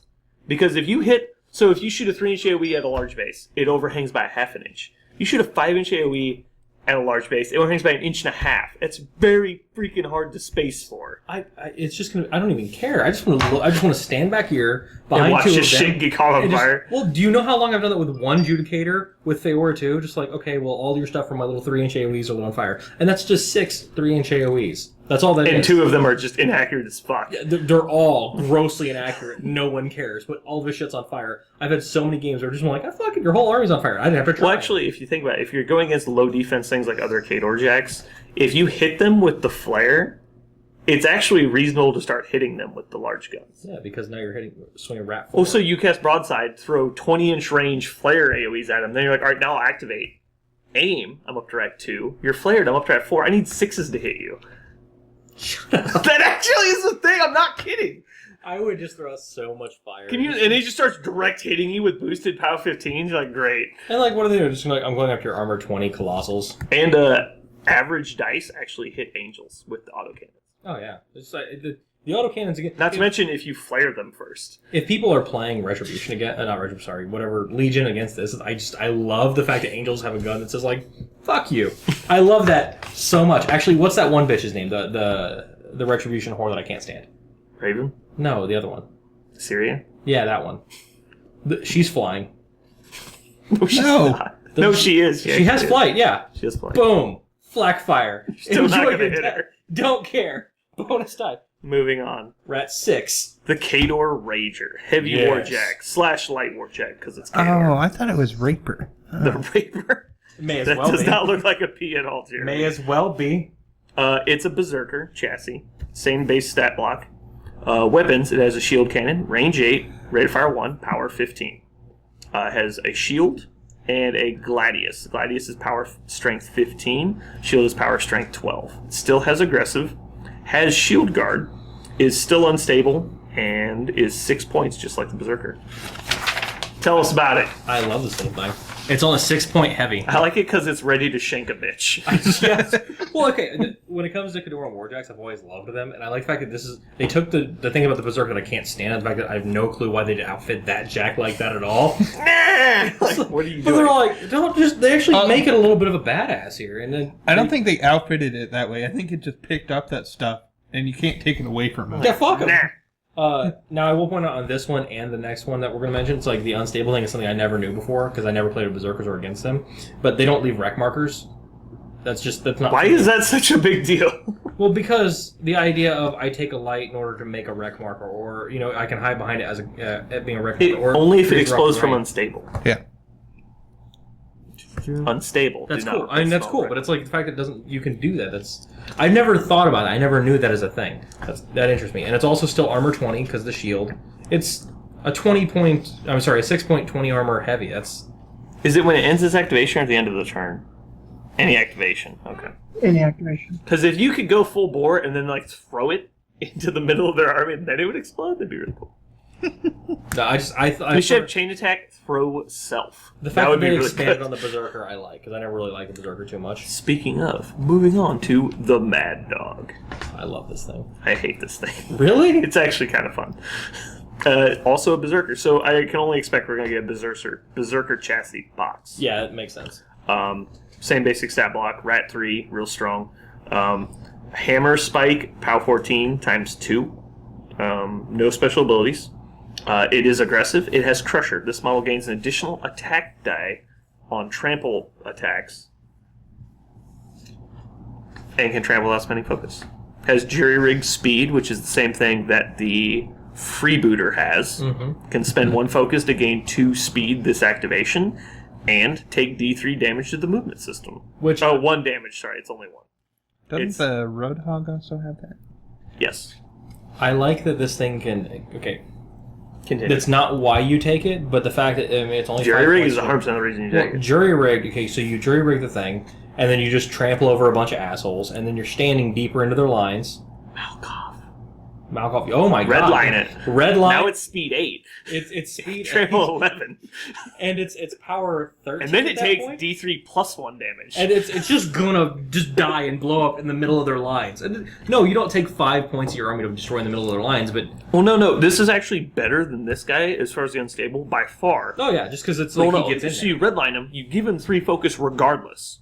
You You spend the hell trample, out of it. boost the shit out of everything. Make sure you spend all 3 focus. He gets to the center of a group and then just goes, please explode! It's just I like every bit of that. I mean, Because he is still unstable, which is, if you don't know, unstable because no one fucking plays Berserkers. The end of any activation in which this model spent 1 or more focus points, roll a d6. If you roll equal to or less than the number of focus points spent, this model explodes and the model is removed.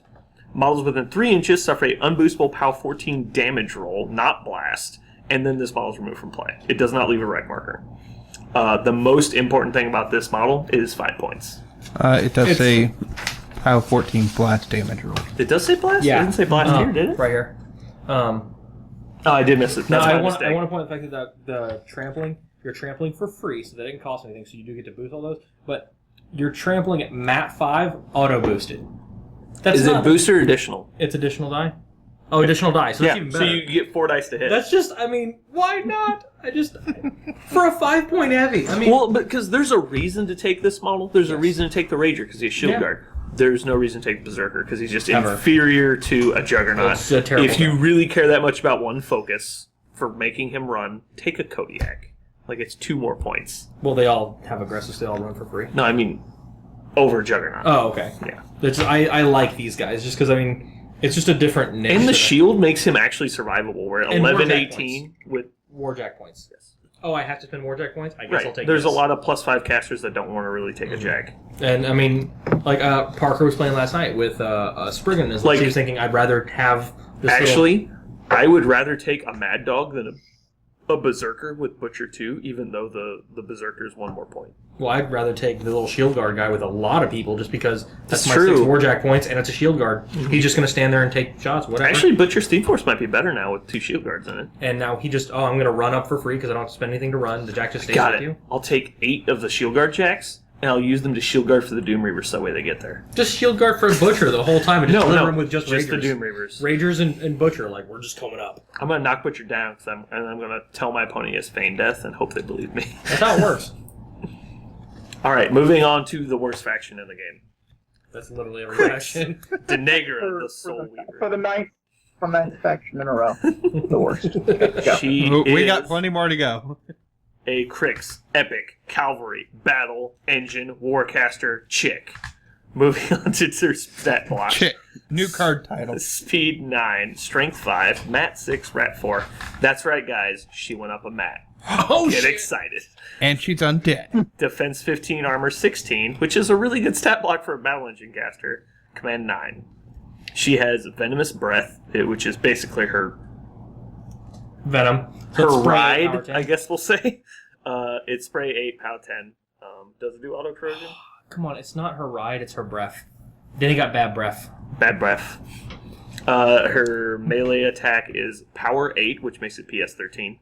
And her barbed tail is her mount attack. Since she is Nah. not like Cavalry, she gets impact attacks. Once again, witch barbs, they're behind her.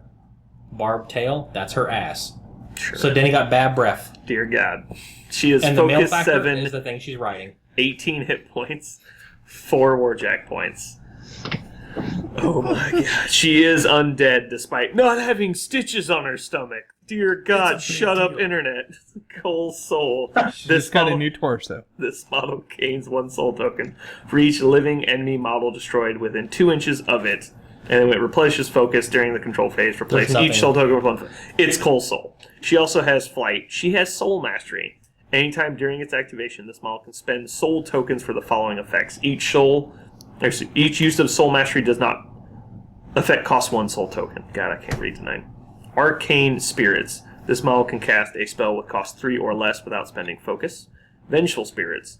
Choose a Warjack in this model's battle group that is in its command range. Warjack is allocated 3 focus points. Command range is kind of the big thing there. Soul Weaver. During its activation, this model can choose a friendly model, friendly not faction, in its command range with body count, Cold Soul, Soul Collector, or Soul Taker. Remove any number of soul tokens from chosen model and place 1 soul token on this model for each token removed. Now, there's nothing really special that we haven't been aware of on this chick, so, like, nothing... Yeah. Well, we weren't 100% on how Soul Mastery worked, but now it's obvious. She only has the 4 spoiled spells. I think that the interesting part about it that I wasn't aware of, that I hadn't thought of, is the fact that it's not her whole control area that she gets to do all the time. Command area makes it where she has to be a little bit closer. It's still command 9 and she's speed 9. That's, I mean... And she has huge ride base. by. Yeah, huge base, ride by. She's going to be wherever the fuck she wants. It's closer than, 14. Tell us the deets. Details of what? Whatever you want. No, that's really it. She has Mortality and Scourge, which are going to be big deals. Surprise mortality is strong. Grave Wind, which is going to be on her every fucking turn, so... When the Afflictor comes out, she'll actually have a shield guard, so she won't get Eris raped. Moving on to Negra, the Soul Weaver. Weft of Souls? Is that a word? Yes. What does that mean? Really? What? I'm done teaching you words. No, Especially when you because the argue words with you me. teach me aren't fucking words. Like frenemy. That's not a fucking word and you know it. It's vacay. Frenemy. Staycation. Oh my god. Okay, I want to bunny trail into something. The Garthakian's on. What? No way. Welcome. Andrew, you can't watch, you quit. Reference episodes 1 through whenever Andrew quit. 12, I think? Something like that. What? You replaced Andrew. We haven't really talked about it, so let's not. Moving on to Negra's Theme Forest. She allows Cricks, non-character Warjacks, Deathjack, Malice, and Nightmare because why restrict characters were Cricks? Moving on. She allows units of Bane Riders, Mechanothralls, Soul Hunters, and the Wither Shadow Combine. Really?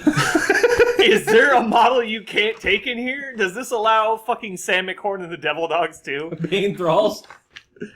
Bane Knights? Solos, Pistol Race, Scarlock, Thrall, and Soul. You can take a Scarlock with her? Just calm the fuck down. So much. It might as well say Silas and Eris 2 in here. Fucking dumb. Gorman. Keep reading. Battle Engine, Wraith Engine.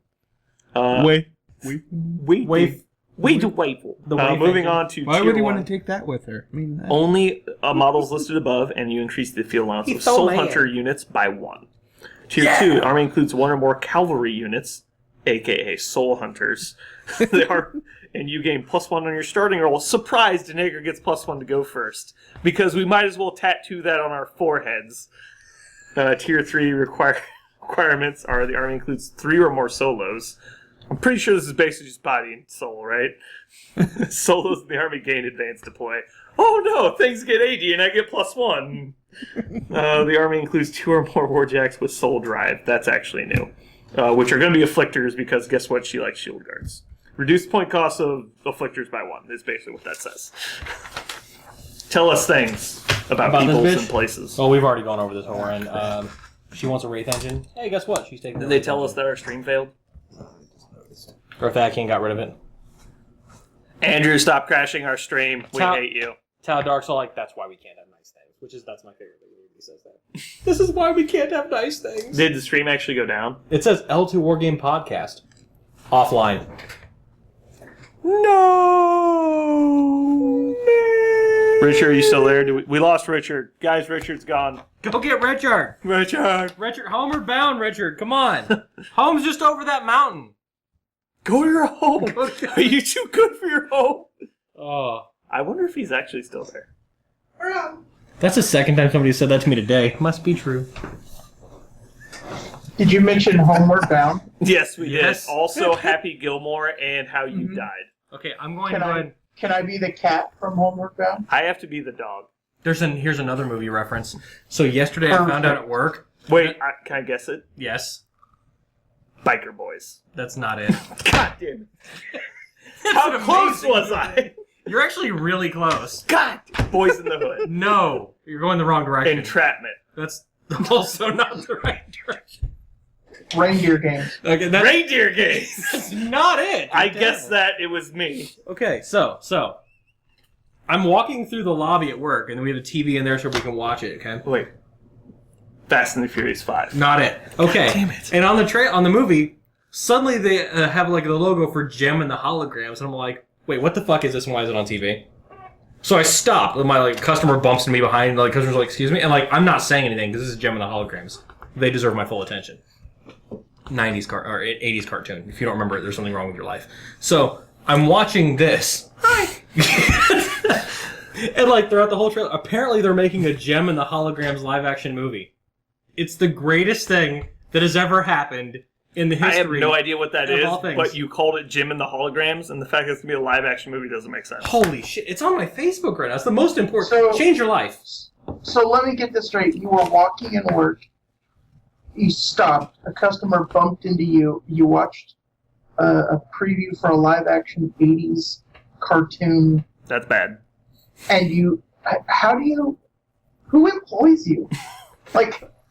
Ignorant, rich, white people. My favorite thing was the customer was like, sir, because I was walking them somewhere, so I just stopped talking to them and stood there for a solid 6 minutes. When people say they can't get jobs, I'm like, are you serious? People like this are working. How do you not have a job? I'm fucking rich too. They pay me stupid money, and all I do is ignore people. I'm rude to them. I make them feel dumb about things. I'm hateful. You make way more than welfare. God, it's ridiculous. I mean, almost, but thanks, Obama. I mean, I don't have any big TV or anything, but I have 3. God, dude. You watch TV. I know. I have a fucking $50,000 car in your driveway right now. You know how great my life is? I don't do anything. It's amazing. Right. Soul Trapper. You moving on to solos. It's amazing. No life is sacred. No soul is out of reach. This model was created as a Denny 3 attachment, I guess. They literally said, how can we make Denny 3 unarguably good? Let's just make a solo that works for her. Can I point out, it's not a solo, it's 2 solos for 1 point. Yeah, sure. That's their entire faction. They're you spend 1 point, you get 6 Banethrall units. That's just how their faction works. Yes. Seems fair. Soul Trapper is undead, has Soul Collector, which means it collects souls within 10 inches of itself and can have up to 3. It has Soul Transfer, which is a star action. Range 5, target friendly faction model with body count, Coal Soul, Soul Collector, or Soul Taker. If this model is within range, move a number of soul tokens from this model and add them to said model. Soul Trapper is Speed 5, Mat 5, Rat 3, Defense 11, Armor 12, Command 5. It has a POW and Strength 8 melee weapon. It can buy and boost. Field allowance 3, and you gain 2 Soul Trappers per point. It can actually buy and boost attacks. Its own attacks with its souls. Yeah, no one cares. If that ever matters. Sepulture, I haven't read this one. Why don't you do this one? I'm reading something? Yeah, because you read this one. I think it's stupid. I don't like it either. The Sepulture has 5 speed, 15 strength, 6 mats, 5 rat, 10 defense, and 19 armor. Its main weapon on its superstructure is the Desolator, range 13, rate of fire 1, AoE 5, power 13. It has 2 Spikers, which are range 11, rate of fire 2, power 13. Now, the Desolator has arcing fire and critical paralysis. On a critical hit, living models hit have their defense reduced by 7 and cannot run or charge for 1 round, which could be pretty fucking cool, actually. The Spikers have burst fire, so +1 damage rolls against models with a medium base, +2 damage on models with large or huge bases, making them effectively power 14 or 15. Why did that not go up to +3 for huge bases? I don't know, because they don't want to just make it ridiculously good. I don't think it'd be ridiculous. I think it's solid. The Swivel is actually kind of cool. When declaring or resolving attacks with this weapon, this model can target, draw a line of sight to models in its field of fire or its back arc. Now, can I point out the fact that the back arc is the whole back of the model? So it's it has line of sight to 75% of its model. Yeah, it's you can shoot everything behind you with it. So it's the one that's on the right side can shoot things out of its left rear all but ass. The left arc. It's okay, that's pick an arc it can't shoot in. Shoot in any of those arcs. It's just so weird. So I mean, most of its weapons do that. He has 2 harvesters, which are PS18 open fist chain strike chain weapons. Same way as the last one. With pull. So I don't know. Oh, that's right. They pull now. I was actually curious how pull is going to work, but I figured, okay, well, 4-inch reach pull. That's only going to be useful potentially. It has body snatchers, so it gets corpse tokens. Each time a Mechanothor or living model is destroyed within 5 inches of it. It has Necro Industry. Once per turn during its activation, you can remove corpse tokens on this model to add models to a friendly Mechanothor unit. You can remove up to 3 corpse tokens to add 1 grunt per token removed, or you can remove 3 corpse tokens to add 1 brute thrall. Adding models must be placed in formation and within 3 inches of this model. That's pretty good. Yeah, you can make brute thralls. That's kind of cool, and you can just recycle Mechanothralls at 100% rate. That's kind of amazing. And if you're playing against a lot of living models, you can use your Necrosurgeons to try and collect their corpses while he collects the corpses of your Mechanothralls.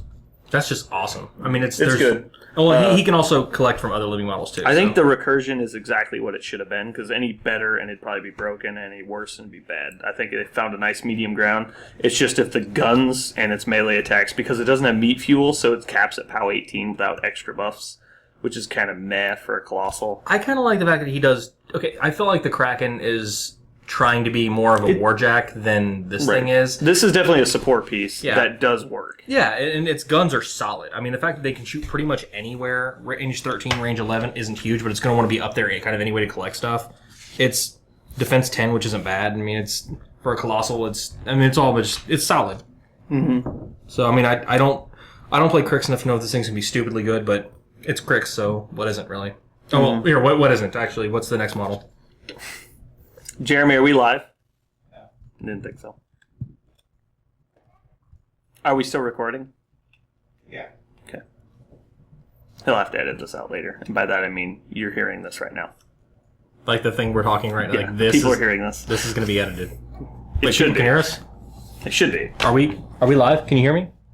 Richard, can you hear me? Richard's on Skype. Richard can hear me? I can hear you. Richard can hear me. That's what matters. What happened? Did we run out of memory? Yeah. Were you saving in the wrong spot? I wasn't saving it at all. Straight. How did we run out of... What? I don't know. That's weird. We're waiting for us to go back online. I don't like this thing at all. This thing. You stop. Are we back? That says offline. Oh, it says live. Oh, there we go. loading. And we're back. Yeah! To the movie will be out soon. That's terrible. All right. I'm here. Baha, Iran. All right, so Bomb Iran is a... Barathrum. Barathrum. Barathrum. Bathroom, the Warjack. Bathroom, the Warjack. That's how you spell bathroom. He's Speed 6, Strength 10, Mat 8. Because Mat 7 was not enough for average Warjacks. Rat 5, Defense 13, Armor 17. Has 2 Talons at POW and Strength 17. 1 Tusk at POW 12. Has 80 and Terror. So it's basically better than Deathjack. Can we call him 2 Scoops? We just have to make the reference because I'm going to say I like calling him Bathroom. I like I really like Bathroom. 2 Scoops of poo. His name is Bathroom if you drop the R. I'm not kidding. Look at the name. Drop the R, it's Bathroom. It really is. He has terror. We covered that. Barathrum. I wasn't here. Alright, so he has Star Action Diggin' and actual good abilities. Moving on now. Counter Charge. Awesome. He has also Drag Below, which is a new ability. During this model's activation, immediately after resolving and attacking, which it boxed a living enemy model. This model can use Drag Below. The box model is removed from play, so you've got removed from play. And this model can immediately make a full advance and then perform a dig-in special action. Then its activation ends. Meh. I mean, it's Meh. It basically has sprint if you want it. So, like, Sprint and it doesn't cover? have reach, but you can send it in, kill a bunch of guys. When you kill the last dude, you back off and dig in, and then you can jam dudes in front of it. and RFP is the model. I mean, if that Remove from play is almost worth it sometimes. It's just for 10 points of a heavy. Its Talons, which it has 2 of, have feedback, which is the same thing off the Lacerator Whips. It does damage to your caster if you damage a Warjack. It's only 10 points. A lot of people don't like it. I'm not huge on it, but... A special issue Terminus? Yeah, Yeah. it's Terminus' Jack. I really wish it had just had Reach. If it had Reach, Talons, and gave up the Tusks, I don't think it'd be overpowered even at 10 points. And it would give him a reason to take it because Terminus is never going to take that. He has Soul Drive. Sure. Meh. I mean, It's slightly focus efficient. It should have had reach. It's just... If this was a POW 12 reach tail, it's good. That Jack is amazing. Yeah, I can see that. I mean, it's Because just... he has, like, the only thing he does is give Berserk. What does Berserk do on a Jack without reach? You know, honestly, though, I mean, I'll say this. We don't have Max here. Max is our, like, resident Crix player. Yeah. And if anybody out there sees this thing... I can tell you what Max's opinion is on this thing. It's bad. If anybody thinks this thing is good, let us know, because I can't fathom this thing being anything worth more than just a piece And of by shit. us, you should message Spence on Facebook. Yeah, message me on Facebook. All right. By the way, do you want to know what the name means? Yes? The bathroom name? Okay. Yes. Bathroom. Bathroom. It means potty time. In Teletubbies season 3, episode 6. God, if this is it true, I means- love you. Okay, so the origin of Barathrum is a Latin Greek word. We're losing you. Oh my god, did you actually mute him? Holy That's fuck. mean. Jeremy, you're a dick. I was listening. Richard, go ahead. Wow. Damn it, I want to know, though. I actually am semi-curious now. It looks like it broke up and my webpage reloaded. I can't get it. Richard, what was it? Come on. It's bottomless pit or abyss or hell. Okay. So, which plays in perfect to the Digging in, what it can do. dragging below. And I actually like this. I like this model. I think it sounds I like where they were super going fun. with the drag ability, like where he like kills something and like drags it away into hell, Yeah. basically. But it's too expensive. Well, him for what it being does. dug in will be kind of cool all the time. I mean, it's Well, but like Max dig in and pointed out, countercharge. you can remove dig in by just engaging. Mm-hmm. So But then when you're engaging a model with terror, I mean, I'm not saying it's guaranteed True. or anything, but I mean, fuck it. but I mean, you're removing drip. Are you going to take it instead of a different heavy? Probably not a higher end play, but casual stuff. He's going to be fun. Yeah. All right, moving on to a good Warjack, the Shrike or the Shriek. This or model whatever. already exists in Circle. He All does. right. Speed 7, Strength 7, Mat 7, Rat 7, Defense 7, Armor 7. Wait, I did that wrong. Rat 4, Defense 16, Armor 13. Vicious Beak, Power and Strength 11. Wing Blades, Power and Strength 11. Why did you highlight Power and Strength 11? Because I wanted to point out the fact that you trample at power strength 11. Ah, good point. All right, it has no hit points.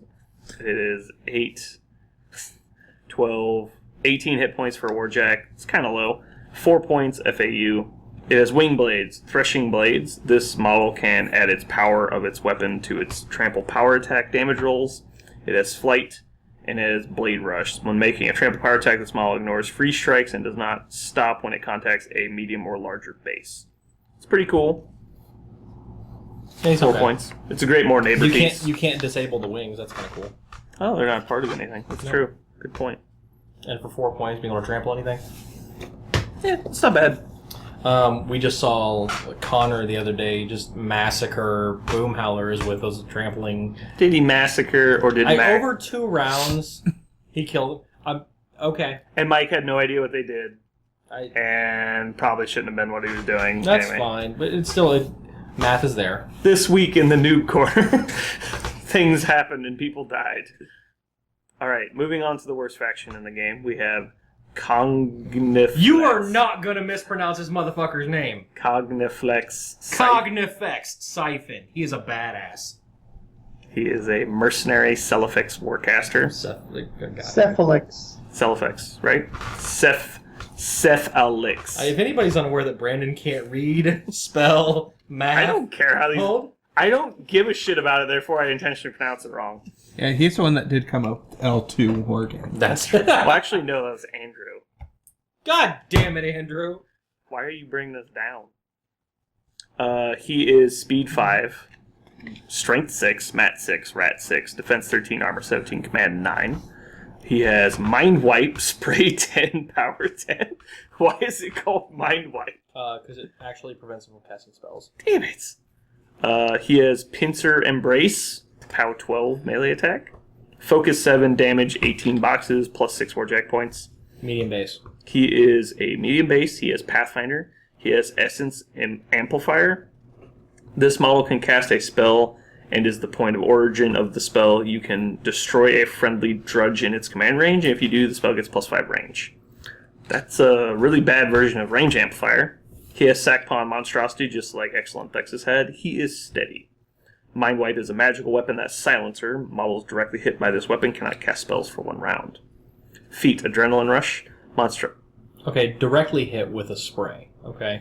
Does that mean he has to be my target, or does it mean I have to hit him? How does that work with directly hit with a spray? We actually looked this up the other day, but I gave up. Okay, so somebody out there look that, because that may actually matter. I think it actually does. When I looked up direct hit, it said models hit by an attack roll are directly hit. Okay, so... But it's probably been errated at this point, so you should probably look into it. Okay. You should message Nathan. Message Nathan Hoffman on Facebook or the forums or real life. Just bother him as much as possible. Just get on the rules forums and ask the question over and over again. Create 3 separate threads. Yeah. Actually, the best thing to do is go to every Facebook page simultaneously and ask the question, and then go to the forums and just repeatedly create the thread and ask the same question until someone answers it. I want to make Resnick 1 work. How do I do that? In every forum, in every thread. His spells are Affliction. He has Affliction? Mm-hmm. God. Breath Stealer. Who comes up with these spell lists? I think it's just a dart method right now. Empathic Overload. Is that new? It's actually really cool. Models hit by Empathic Overload suffer a power 12 damage roll. When Empathic Overload targets a friendly model, it automatically hits. That's actually pretty cool. So it's a range 8, AoE 4, power 12. Cost 3. Onslaught, which is what Axis has, and Perseverance. Target friendly faction model / unit gains +2 armor, cannot be pushed, and cannot be moved by a slam or a throw. Which is fortified. Would you point it out? Gallows. You skipped Gallows. Did I? It's because it's dumb. Yeah, Gallows is a terrible spell. I like his feet, which I could not be less interested in a faction than Cephalix. I completely agree with you, but I've got to point out his feet also, because he has that. Monstrosity and Cypher's battle group that are currently in his control area gain +3 speed, armor, and strength for 1 round. Those that do, and it's can gain, so they don't have to gain it. Those that do gain it suffer 1 damage to each column in their grids at the end of activations this turn. So I think I started reading it, and you asked me about the directly hit thing. I forgot to keep reading it. All right, so his Theme Force is pointless. It's just don't. It's all the Celifix stuff. Yeah, the stuff you're going to take anyway. Take the Celifix stuff. You get a free unit of judges at tier 4. You lose the contract bonus, which is what that you can take some of the Crix models like Pistol Race and stuff. Mm-hmm. So you lose those options, and tier bonuses: Celifex, Mind Bender, and Drudge units become FAU. Drudges in the army gain +2 speed, and during your first turn of the game, Monstrosities in his battle group gain advanced move. And the army includes 2 or more Celifex, Mindbender, and Drudge units at a minimum size Celifex, Mind Slaver, and Drudge unit free of cost. Yeah, no one cares. Meh. Cephalix. You get some cool stuff in there. It's probably worth looking at, but if you're going to play him, then whatever, because he's boring. You're already having fun. All right, moving on to more interesting things. The Hammerfall Siege Trawler. Yeah. Is a speed 5 dwarf battle engine with Rat and Mat 6, defense 9, armor 20, command 10. He has a quad cannon, which has auto fire D3 +1, 2 Siegebreaker cannons, which are range 12, rate of fire 1, AoE 4, power 15. I don't know if I mentioned the quad cannon is range 10, power 12. It has 22 hit points, field allowance 2, cost 9. The Siegebreaker has critical stagger. It is a construct that is bulldoze and weapons platform and girded. Weapons platform is really good. It is a bash attack with power 15. And it will work for Signar, Khador, and standard mercenaries. Yeah. And then...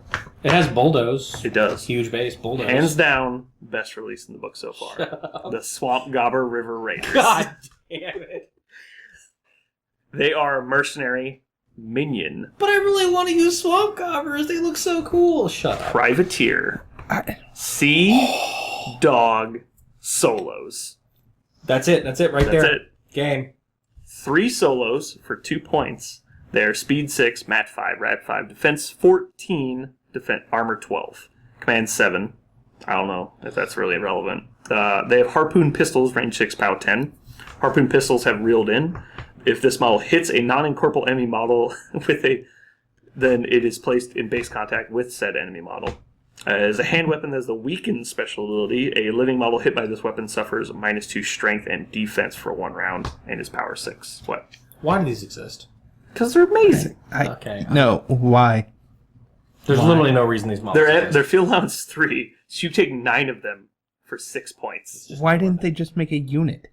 It's just stupid. This is clear. Okay, actual important things. They are Sea Dogs. Yeah, so they can get the Sea Dog benefits. They get the Sea Dog benefits, which means with Hawk, they're Weapon Master POW 6s No. against living. What? They have hand weapon. Oh, damn it, they do. Yep. Boom! They're immune to knockdown with Bosun. And if they had Tough, they would make it on a 4+ near Dock. This is just, Inspiration, they never flee. Hawk can sucker to them.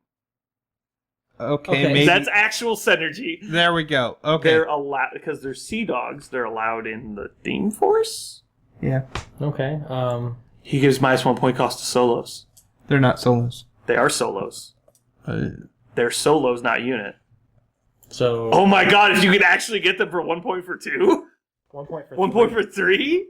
They're a third of Immediately checks War Room. I think it specifically lists which solos you can take. I actually. think Just so. terrible. Yeah, This because is- or else you could take like Bloody Bradigan and that you don't. they're just terrible. Like I just don't see a point. All right, moving on to the worst faction in the game. We have Thyron Sword of Truth. I'm the negative one. What the fuck are you doing? These are all bad. No, Thyron no Sword of highlighting. Truth. I don't care what he does. Yeah, I don't. This is even less interesting than the Thexalon guy. And side note, all of our listeners out there, Retribution is a sub faction. If you're playing, Why it, you're do wrong. people even think this is real? Like, is this a joke? Okay. I thought this was their like fucking April Fool's joke. Look at his feet. Everybody's mullet Karn. Everywhere more calm. All right. He has the least words up here so far. Retribution Warcaster. He is a power and strength 13 weapon that is Weapon Master Reach magical. He has a 15-16 defensive stats. He is Focus 6, 18 hit points, plus 5 Warjack points. His feat is Raven's feat, but for melee. Medium base. He's medium bait. No one cares. He has Blade Shield plus 2 defense against ranged attack rolls, Field Marshal Cleave, and he has Riposte. Or as Stu prefers, Riposte. His spells are Assail, Ground Zero, Onslaught, Spell Piercer, Storm Rager. All those spells are on other things. We don't like this guy. Read him somewhere else. No, it's Field just a Marshal character Cleave. solos. That's what I thought. His feat is everybody gets additional die on attack rolls and I sidestep. said that. I It's Raven's feet, but for melee.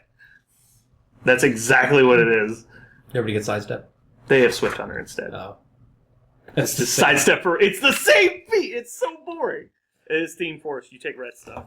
you take red stuff. Moving on to important things in the worst faction, we have Helios. Shut up. He is Speed 5, Strength 16, Mat 6, Rat 5, Defense 10, Armor 19. Less weapons on this than any other That's true. colossal in the game. I can't believe how, like, when they told Max that you're going to get a gun that moves a model 3 inches in any direction, he was like, it's going to be terrible. I was like, what the fuck? Like, it's so It stupid. moves a model 9 inches in any Yeah, direction. and he said, it's probably not going to be playable unless it's like 13 points. I'm like, it's a fucking colossal. Like, even if it just had a damage grid. It's like, so it's a Mountain King. It's basically, it's a Mountain King. It's only worth 18 points. Now, okay, this thing's fucking awesome. Okay, it's actually immune to fire. Yeah. Why is it immune to For fire? no goddamn reason. Okay.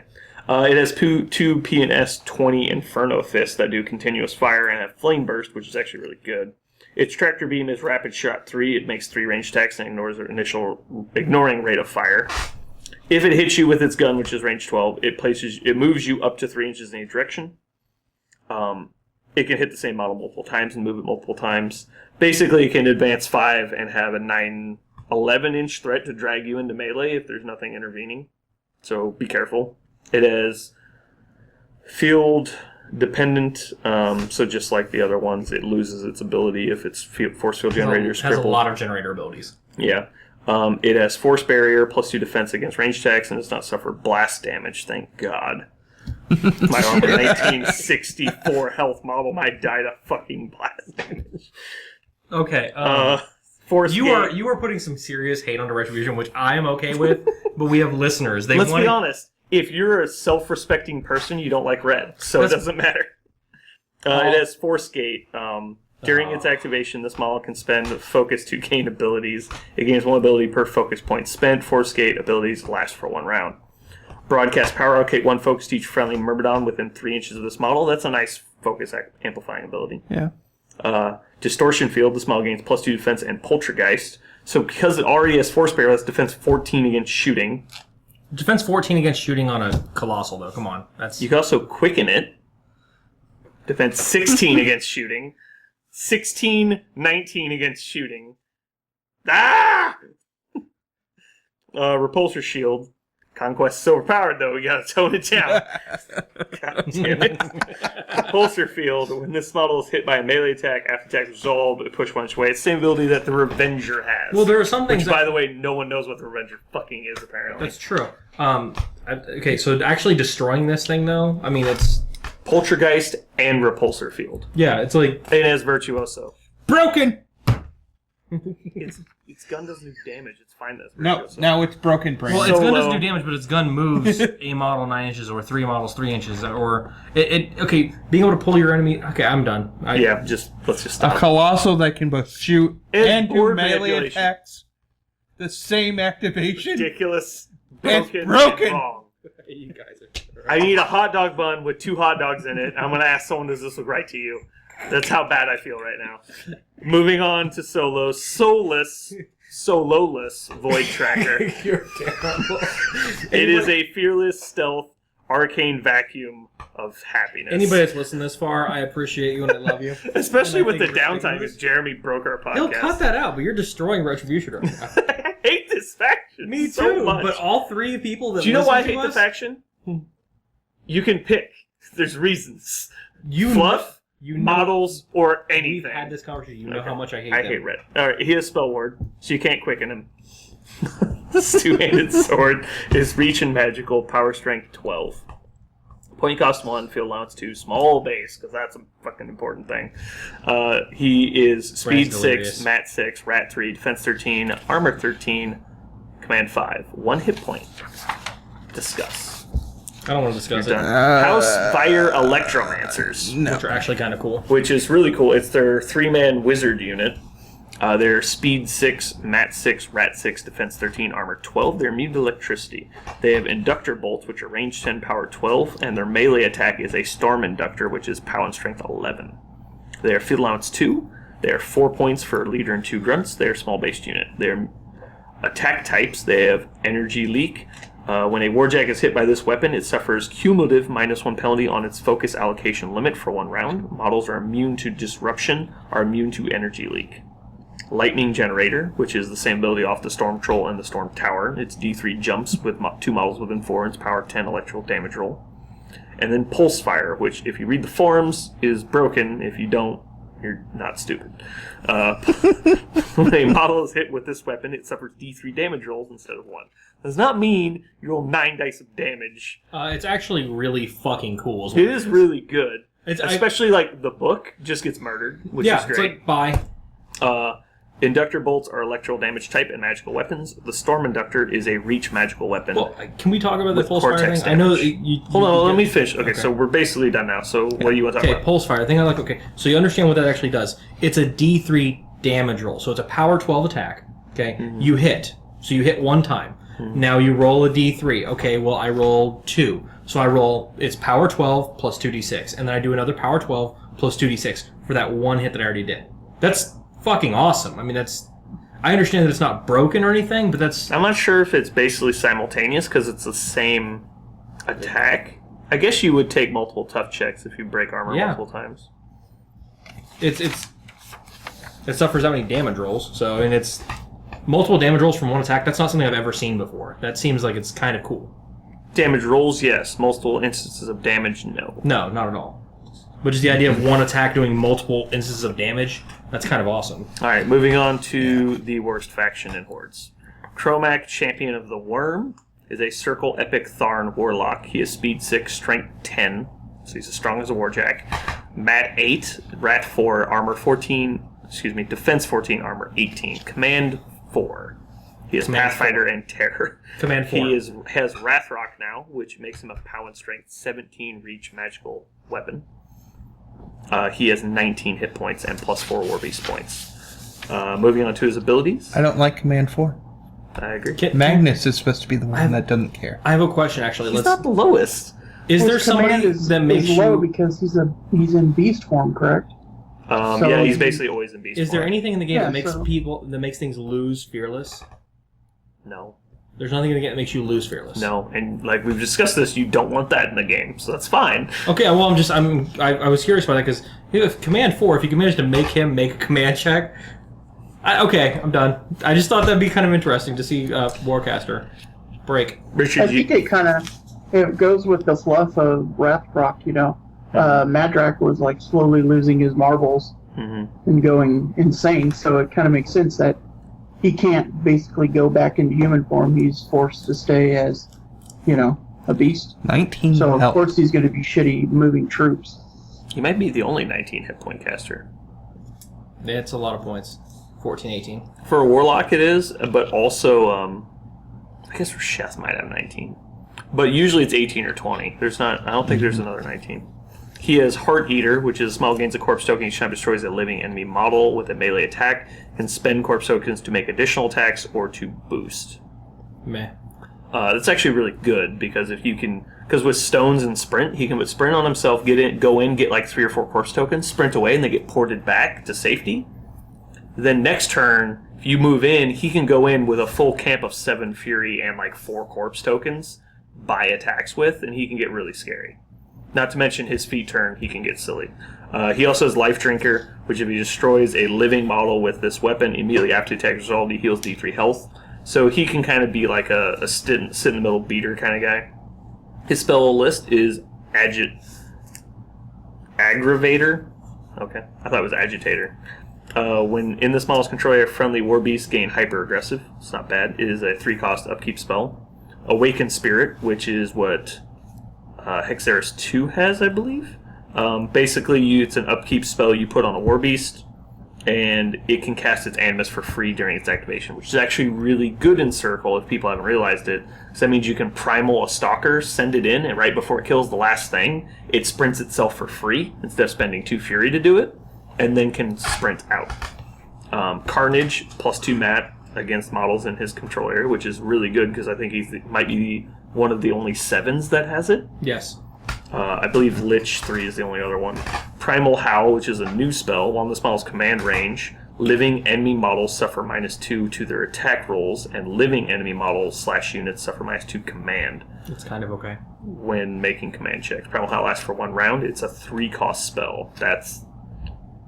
3 costs is why it's bad. Yeah, and If it costs 1, it'd be pretty good. it's for command.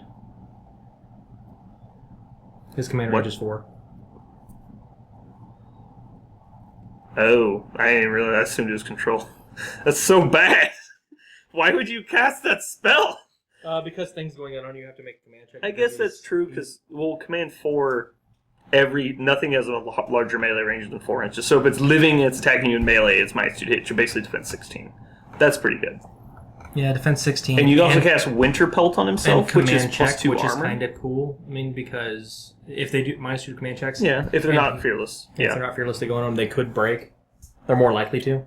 Doesn't Butcher's 3's feet make you automatically fail? It does. I don't think that's anything to do with Well, attacks or actually, stuff. but automatically pass overrides. Whatever. Moving on to Primal Shock, which is the spell that Doomshaper 2 has. It's a good spell. I don't know how great it is In circle. in Circle because they don't have high base strength on their beasts. Gedrex is probably the highest at like 12 or 13, 12 or 11. Well, I like his feet's kind of cool. Did you go over the feet at all? No, he didn't. I just forgot because we printed out a Real separate quick. page. A second. Yeah. Good. Doesn't it seem interesting that he has Madrak's weapon and Doomy's spell? So whatever happens in the fluff between the two when Doomy and Madrak go to fight, what happens? Does he actually get something from both of them? Is what you're saying? Like, yeah. I honestly, I've never paid much attention to either of those factions. I don't like trolls and I don't like circle, but this little trade-off here, I kind of like Madrick too, and I kind of like Chromax, so kind of seeing what's going to go on with that's going to be awesome. I don't know about the spell. A lot of people have traded spells in the past. I like the idea. It makes sense that, when you advance in the fluff that, you at least like kind of stick to the same theme. If he just got Primal Shock out of nowhere, it would make sense that whatever happened at this battle between it could be cool, like maybe he consumed part of Doomy. Yeah. That'd be kind of cool. Like maybe bit his hand off or something. I don't know. Something. Doom Shaper stepped in and sacrificed himself for, Madrick. I mean, I don't know, because whoever, if it would have, do you really think they would kill Madrick in the fluff? I can't imagine he's not dead. I would think, if someone was going to die, it would be Zal. He's undead. Doom Shaper. They killed Zal, so I mean that's something. Yeah, their big joke was like, we're gonna kill a character, and it was Zal, and he became an immortal. I see what you mean though. I mean, I want to read that to see how that whole fight turns out. I don't think him having Primal Shock necessarily means anything, but it could be interesting. And then, okay, his feat actually I think is kind of cool. I'm wondering. I don't play circles, so I don't really know how hard it's going to hit anything, but it kind of seems like very similar to Striker 3's feat. While in Chromax control area, living models in his battle group gain +2 armor and strength when a living friendly faction model makes a charge attack against an enemy model while the enemy model is in his control area, it automatically hits. Lasts for 1 round. This was actually spoiled ahead of time, and a lot of people assumed it was Chromax feat, so it's not very surprising. But that means you can get, let's say you have Getter X, which is what, POW 17 base? Mm-hmm. He warps for strength up to a 19, you primal him to a 21, feat to a 23, POW 23 auto-hitting charge, and then he gets to buy more POW 23s. It's pretty good. I mean, he's got Frenzy next turn, but it's pretty good. Well, it's all the +2 armor to your entire battle group's kind of nice. He gets the +2 armor from that. He gets the +2 strength from that. I think it's going to be deceptive how hard he's going to be to kill. Because with transfers, if you don't have any way to get Grievous Wounds on him, it's hard to do large chunks of damage to him. Especially if he can take a couple wolds. Like, even if he just puts a Wold Watcher in the back to transfer to. And he gives him a Shield Guard option, Defense 14, Armor 18. If he's getting attacked by living models, that one spell puts him up to Defense 16. He can put Winter Pelt on himself to Armor 20. So he's a 16-20 against living models, and his feat puts him to a 16-22 against living models. That can be extremely annoying. Or you have, like we said, the Wold Watcher in the back. You put Earth's Blessing on him. He's immune to knockdown, can't be slammed. It could be... Well, in your entire army automatically hitting in circle. Right. Having that one every... And like Ravagers start hitting at POW, 17 on their charges and go to Armor 16 against shooting. Like, that's getting some good stuff. It's entirely solid. I looked for anything. Shut up. God. All right, so moving on to the worst Warlock unit in the game. How about we just call them the worst Warlocks in the game? Worst Warlocks in general. We have Legion of Everblight, Saren and Ryas twins, Talons of Everblight. God, They are a Legion Epic Blightedness Warlock unit of bad. They are, basically, they're still their same old selves. They have the same stats, to my knowledge. Saren now has a staff versus daggers.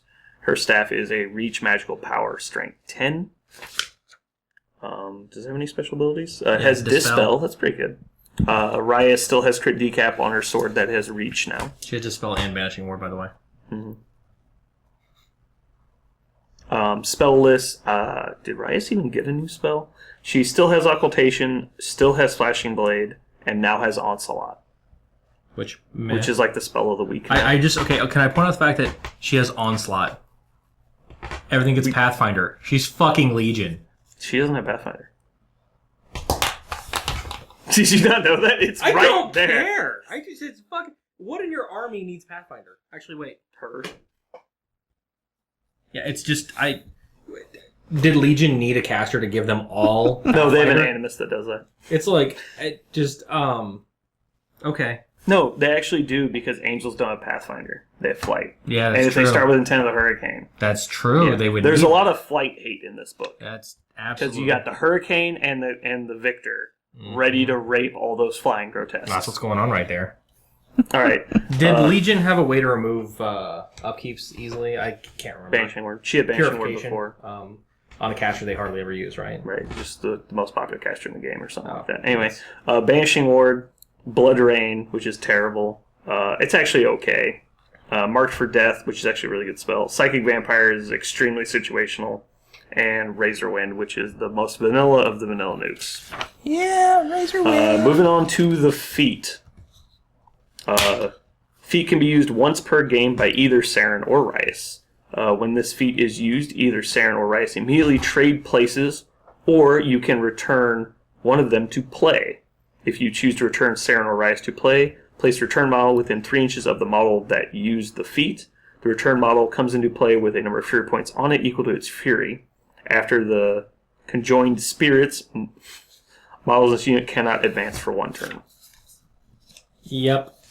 Yeah. Oh, and they're arc nodes of each other. They had that before, but Right. it was just so rare to play 2-caster games. The thing that really annoys me is that I felt like the obvious thing was you play Saren and Rias, you activate the unit, Saren runs, Rias declares a charge, you feat to switch places, and then Rias charges from where Saren was. They cannot have a attached model, so no succubus. Yeah, you can't have attached models, and they can't attack each other. Only Saren has the officer advantage, because that's something that's going to I matter. don't know how that matters. It's going to matter a lot, I think. I think it will.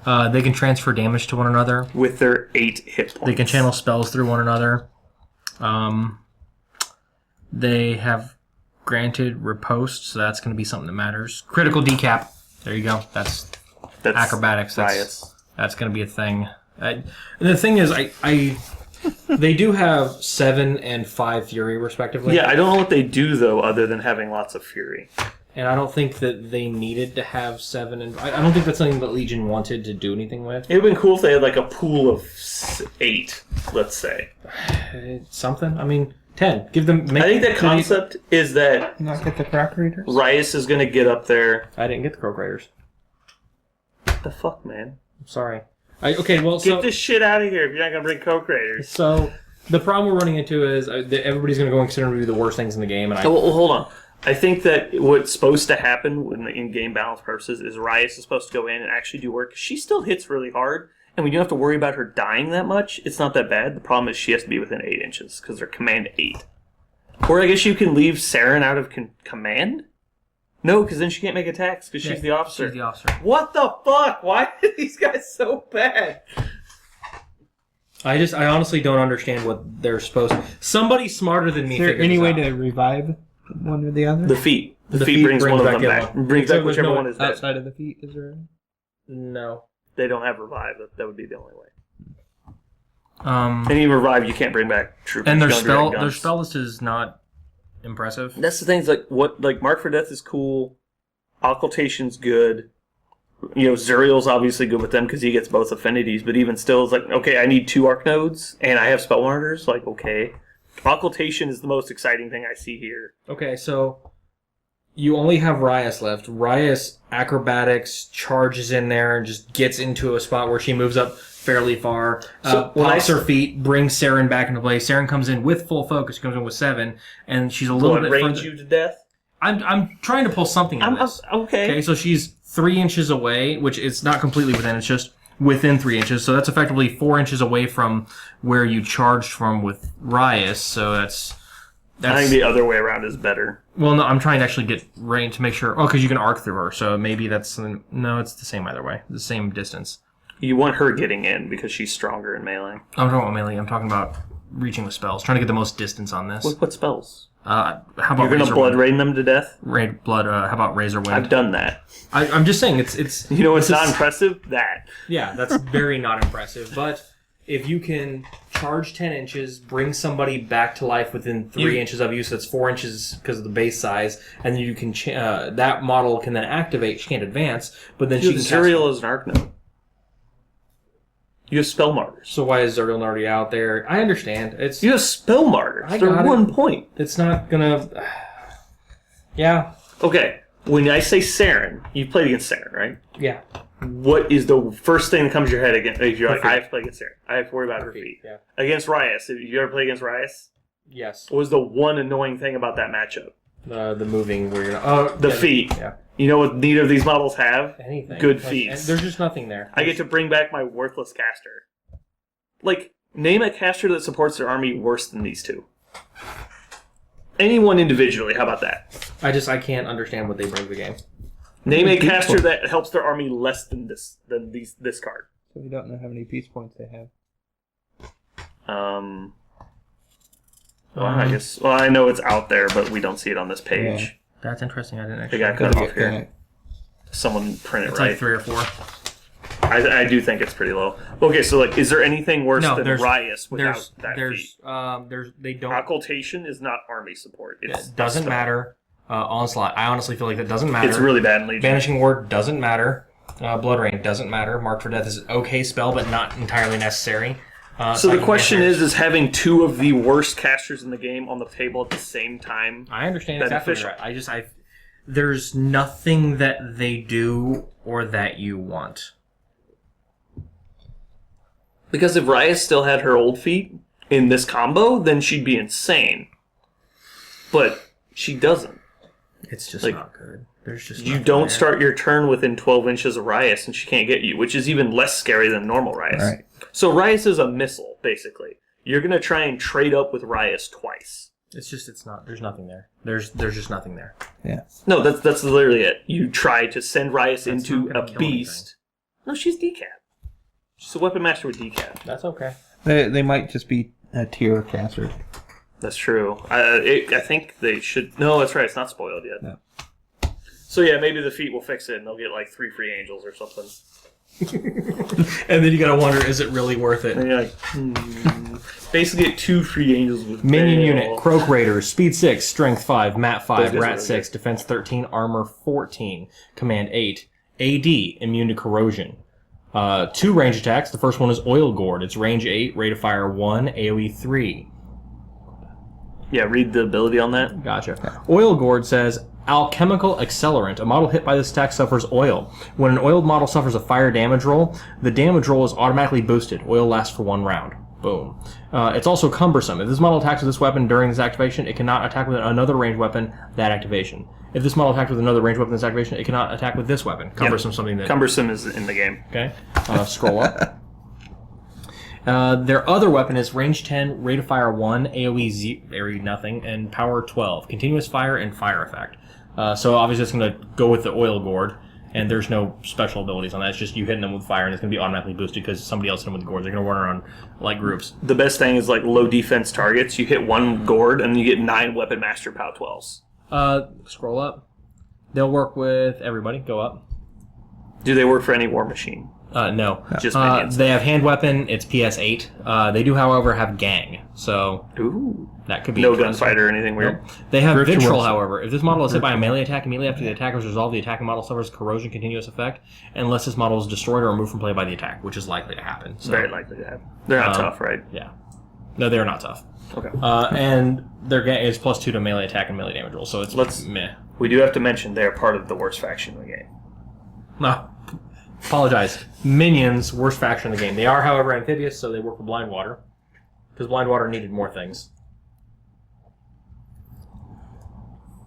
And the points got cut off. I think they're 5'8". Yeah.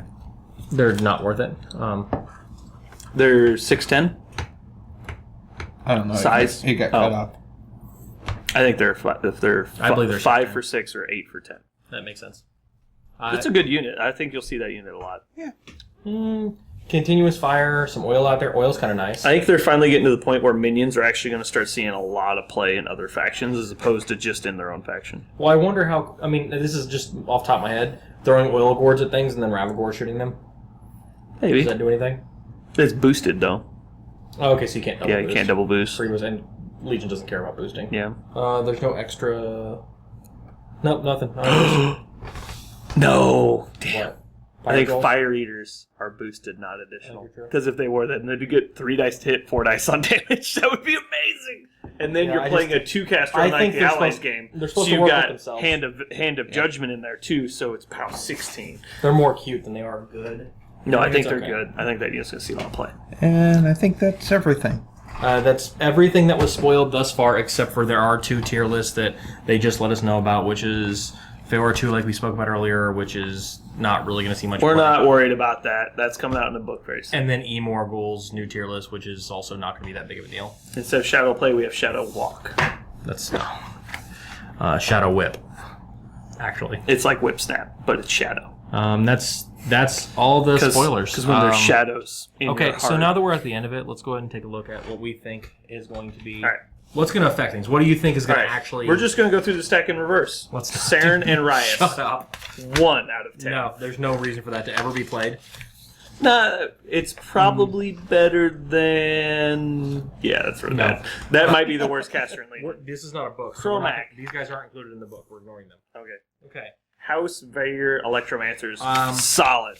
They're not only solid, but I guarantee they're going to at some point hit a tier list that you're going to see. And when this tier list is released, What are you they're going to see. talking- Just look, they have Lightning Generator as an option on their guns. I understand. They're going to have... That alone makes them worth 6 You'll points. probably see +1 field allowance. They're going to be solid across the board. +1 field allowance or You even will a point see these reduction. They're models. going to be amazing. These are like an 8 out of 10. These are going to make a lot of lists. Yeah, I think they're very solid. It gives them an option outside of fucking The soulless Mage Hunters. douchebag solo doesn't matter. No one cares about him. Yeah, I give him He's like a 1 point. 5 out of 10. He's a 1 point reach PS. What do you think? Huh? Out of 10. Out of 10? And I mean, you 5, can still... very average. No, because he's 1 point and he's a reach speed 6, mat 6. I mean, he's For He's one, one not to point, put though. the solos... He's easy to die on to those. blast damage. you just run him out there around Yes. things that are going to be casting spells and just let him be out there. Because for 1 point, if you're on that odd point, he's going to be in your list. Just there's no reason not to. He's better than a solo. Well, you also have Arcanus, so that's not necessarily Holy true. shit, yeah, that's true. Okay, so Helios. Helios, I don't like. You don't like him? No, I think he's better than Hyperion. I don't think that's hard to be. Yeah. Hyperion gets played, though, because you're in red. They have shitty things. But he has a great gun. He has a great gun. He has an okay gun. He has a great gun. He's a colossal with 3 weapons. Yeah, but one of them gets 3 attacks every turn. Yeah, it doesn't Yeah, do but damage. he gets all 3 every It doesn't turn. do damage. Every turn. Yeah, it doesn't do damage. I think you're underestimating. Virtuoso. You're going to play one game, Give me a number. 1 to 10. 1 to 10 on Helios? Yes. 7. I'll go with 7. He also the cheapest Colossal. Do you think you'll see both of them together? Probably not. I doubt it. That's 17 points. It's a lot. I think you underestimate once your caster gets force hammered, and then he moves you 9 more inches across the board. Then you'd be like, that guy's fucking stupid. It's not going to happen. So, Like, just with Ossian. Just because 7. it's a move, they can turn you around. I understand that. That's really good. Okay, so Thyron, Thyron, 2. he's going to get a lot of play because I don't- ret people. He's, love yeah, him. it's a lot of play because he's going to get, like, fucking special candy Swamp apple. Gobber River Raiders, 1. What? Alright, we're going to be serious about this. That's easily a 9. Okay. Out of Next. 10 wampum. Next. The Siege Crawler. Actually, I think this is going to be underrated, but I think it's very good. Yeah. I think it's going to be a 7. Because just don't even think about it in Mercs. Think about it in Khador. It's just straight better than the Khador Battle Engine. Is it worth 9 points? All of them are 9 points except for the bad ones. Is this worth 9 points, though? It's way more worth 9 than the fucking Stop it. Battle I don't Wagon think is. I don't think it's going to see play that often. I think it is. Just 2 POW 15 AoEs Okay. with crit Yeah. stagger. Okay. I might use them with Magnus. Okay, read this. I did. Loses initial attacks. I understand. I know what it does. I'm honestly, without being able to boost or anything like that, So if your Jack charges me, you get 0 attacks unless you buy one. that's okay. That's crippling. But you can't make that happen though. It's Rat 6. It's the highest Rat battle engine that It's I not know about of. it's not about hitting. It's right. It's about critting, but you get 2 chances at it. Okay. You can, like, if you take it in Khador, you can also lower people's defense. It's really good. Not to mention, it just has a quad fire gun. That's good. Give me a number. 7. You're gonna give it a 7 as well. 7. That model should get played. If it doesn't, it's because they're playing other I'm overpowered. gonna give it a things. 5. I can't see it actually playing. That doesn't matter. Siphon, no one cares about Yeah, it. no It's one not a cares. faction. Yeah. I actually like him more than I like Thexus though. 6. Shrike. Shrike. The trampling tricks jack. It doesn't have an arc node. It It doesn't have to have an arc. doesn't have anything I really wanted to have. It's 4 points. It's 4 points. That's true. It's easy to find space for. They can find 4 points. It's only going to get played with stuff like Morton Abra and like things Absolutely. like that. But yes. Morton Eber's going to make it really cool. So 6. Bathroom is, I'm going to 5. go with a 3. I'm going to give it a 5. Why a 5? Because I like the idea that it can actually remove from play models, and it's extremely mobile. But it can only remove from play 1 model a turn. But it can remove play a model that matters, and he's very mobile. You say very mobile. Backing up 6 inches doesn't necessarily keep you safe. He doesn't have to back up. He can go somewhere safe all the time. He digs in. And yes, you can get rid of dig in, but do you want to waste models to just get rid of his dig in and then do something with him to engage him and then give him 17 defense, because then he's 17 defense either way? It's something. I mean, I think he's going to be better than we're But you looking can at. engage him because he doesn't have reach and then just walk away from him. Potentially, yeah. Or I just back up and take a free strike and then die, and now you're defense 13 again. I'm okay with that. The Sepulcher. I think a 6. I think it's solidly in the middle. I think he's better than the Kraken, but I don't know if he's better than the Kraken, but he's more supporting than the Kraken. that's what I think. I think if you were going for combat badass, the Kraken's probably better. But the Sepulcher, I think, might find a home. The Soul Trapper. He's a 10 in Denny. Well, they're going to be auto includes. He's a 3 in every other list. Really? They don't. What do they need that for? I agree with you. The problem, the real problem is how do they get within their 10-inch collection range, not die, and then allocate? That's they're the only 1 problem. point. They're 1 point. Yeah, but you have to have them live, or they're wasted investment. Waste my investment. I mean, you know how many times it seems something like, I guess we'll take a Machine Wraith. Nobody does that. I've seen it a bunch of times. There's way too many 1 points options that are good. Denegra 3. Okay, so back to what we were saying though. Has anything we said so far, has it hit the point where we think it's going to actually change things, or it's going to see? I think a lot Denny of 3 play? will actually see competitive play. I think so too. I think she'll be not quite as good as Gorshade 3. Actually, she might be a Gorshade 3, where she got a huge surgeons when she first came out, and she kind of died off, but she's still strong. I think she'll be strong. I don't think she's going to be game breaking. I think she's going to be strong. I think 7. I put her out Because there. Yeah. she still has some good casters to Absolutely. overthrow. Well, and she has competition. The Mad Dog. Mad Dog's not really going to see much. He's just going to include whenever you only have 5 Warjack points. Well, he's not really that big a deal. He's jank. Let's be honest. He's That's just it. jank. Yeah, he's cute. He's a 4, I think. Rager's going to see more often. He's probably going to be a 5 just because he has a shield guard and he can take up your 6 Warjack points. I think he's going to be a 4 as well. Shield Guard has been built out of Khador for so long because they haven't had it. You would take a Boker before a Rager. You have to take Warjack. I think this is one that people are going to. I think you take a Mad Dog and a Boker. I don't think you take the So you Rager. just play a point down. Sure. I don't know. I don't think the Rager's good. You play Khador more, I'll trust you, but I just see that. I'd say, yeah, he's less good. He's probably like a 3. The Victor. I think you're right. I think he's going to see a lot more play than the Conquest, which is unfortunate. I think the 'cause like Conquest was a 4. I think this guy's probably a 6.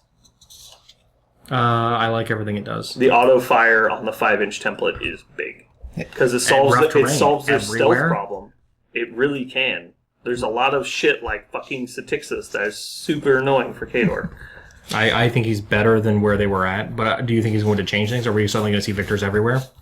Yes. You think so? I Okay. think for a while you'll see them fucking everywhere and then they'll die down again. That's going to be okay.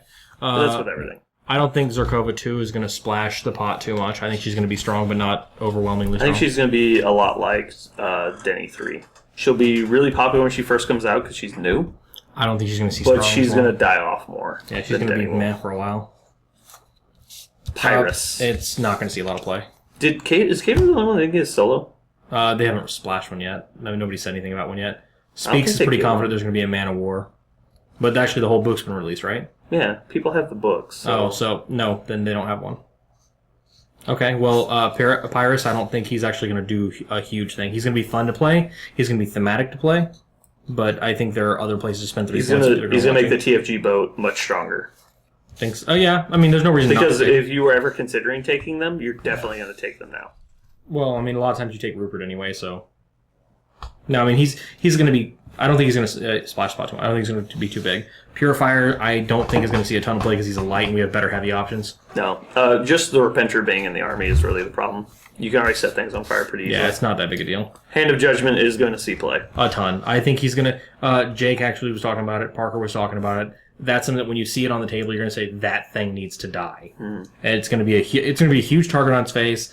If you're actually playing against people who are newer to the game and they don't know what it does, you're just going to face roll them with it, and they're going to hate it so much. I don't think it's got a limited because it relies, I think, on the spray mostly, and other than that, it's a melee with reach. It does It's everything. good. It does It's good. everything our jacks do in Menoth, but better. For 10 points.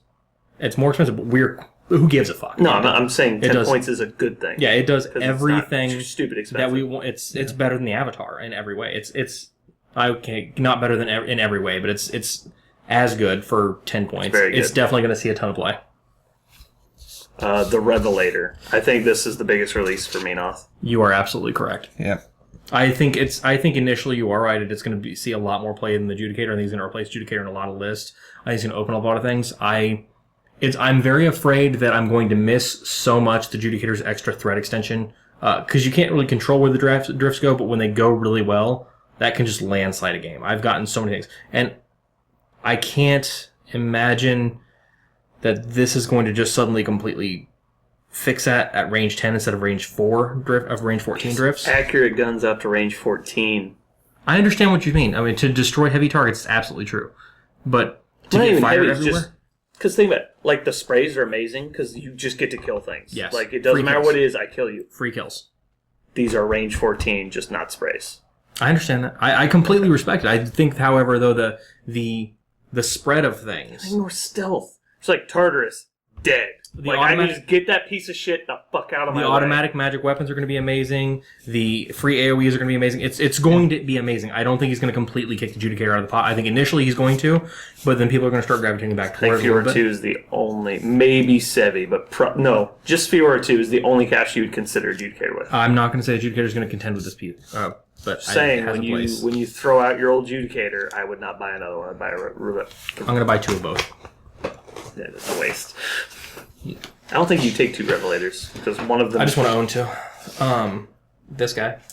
Durst. The Durst. I think someone's going to come up. This is just my hopefulness saying this. Someone's going to find the list. I think someone's going to find something good with him. I think he's good. Yeah, it's just going to be a brick, though. I mean, you're going to take like 3 Templars. Well, what is he going to tell us to bring that we... Well, and then at that point, somebody actually wrote this in the forums. Like, yeah, he's going to want to take those things like the Templars and whatnot. He's going to want to bring those things, but can he support them with only 6 focus? It's like the Resnick 2 the Resnick 1 problem, or the problem with Amon. It's like you don't have the focus to actually support that many. But decks. he's actually got a good stat line. He doesn't need to camp that much. Oh, he's a 19. That's the other one. Oh yeah, there you go. I see 19 what you mean. hit points like Chromac. Well, what I'm saying is like his. Yeah, you are right. He probably doesn't need to camp as much, so he can give them some. But it's still only 6, and he's going to want to upkeep, and he's going to want to cast something. What is he going to cast on turns that he's approaching, though? He has spells. He's going to want to cast Boundless Charge potentially.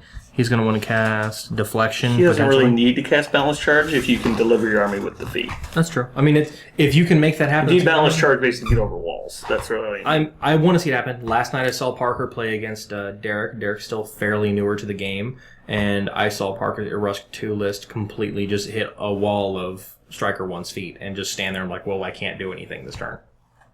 And that was kind of cool. I mean, it was... Kind of depends on what part. How he can't kill the Storm Wall. Yeah, I mean, Arcane Shield and the +5. But I mean, this is the closest thing Menoth has to that, so we could potentially say, hey... It's because he refuses to play Ruin, because he thinks Ruin's bad. I mean, it's... Trencher Buster. No. No? It's not really gonna see I don't think play. he's going to see play either. Ace. Obviously with Kane. Every Kane list is going to have him. Pretty much. Yeah. Hurricane. I don't think it's going to replace the Stormwall. I think it's like the Judicator and the Revelator. It's just one step below the Stormwall. Yeah. Haley 3. It's going to see play for a little while. Gonna I don't think see she's going to a replace. whole lot of play. This is the only thing I'm worried about being broken. I'm not saying she's broken, but I'm worried that someone will find a list like Bradigus that's just stupid and that people don't want to play against. You know, that just means that we see a Signar nerf coming up. So That's not true. I don't know. That I nerf think was planned for a long time. Haley has this weird thing in people's heads right now, which I completely understand. She is so overpoweringly strong that Haley 3 is hit. So I think we're all just assuming that she's gonna hit so hard, just like Haley 2 did, just like Haley 1 can. It's like we're gonna imagine. I don't see it, and I'm not a Signar player. I'm not experienced enough to really see it myself. But I want to believe that there's not something there where she's going to be like, I'm going to destroy the world like everybody else. I think she has a lot of options, but I don't see it being the sort of thing where she's going to be like, I break the game. I don't see it sort of thing where you're going to be oppressively played against the whole time. There's going to be stuff, especially if you don't know what she does, which she does a ton of things, but I don't see it being the biggest deal. I mean, her spell list, she has some cool stuff on there, but she can't realistically, none of it is such a huge deal. She doesn't have temporal barrier. Is that the spell that Haley 1 has? It says your army can't do anything. She doesn't have Haley 2's feet. She doesn't have TK. She doesn't have those things. But that's a lot of what she does is like the little intangibles. It's like when you play Revive correctly, it's so much stronger than when you don't. And it's the same thing with Tactile Supremacy. It's the same thing with Temporal Flux. It's the same thing with her feet. It's everything she does Little is things. skill level. She has nothing that's easy to do. There's gonna be a huge learning curve on her, and I think that if you sit down and you play against her and you don't have the learning curve in front of you, then I think that you could potentially. I think that someone with a lot of experience, someone with a lot of time to put into her, I think they're going to get tons of work and she's going to be really strong. I think that there's going to be a ton of throwaway play and she's going to have a huge period where people just aren't getting anything out of her because it's not easy mode. Yeah. I think that she definitely looks good. Yes. But well, how many options The does she question have? is, I think the only reason we'll see her not get played is because she's not good enough to replace Haley 2.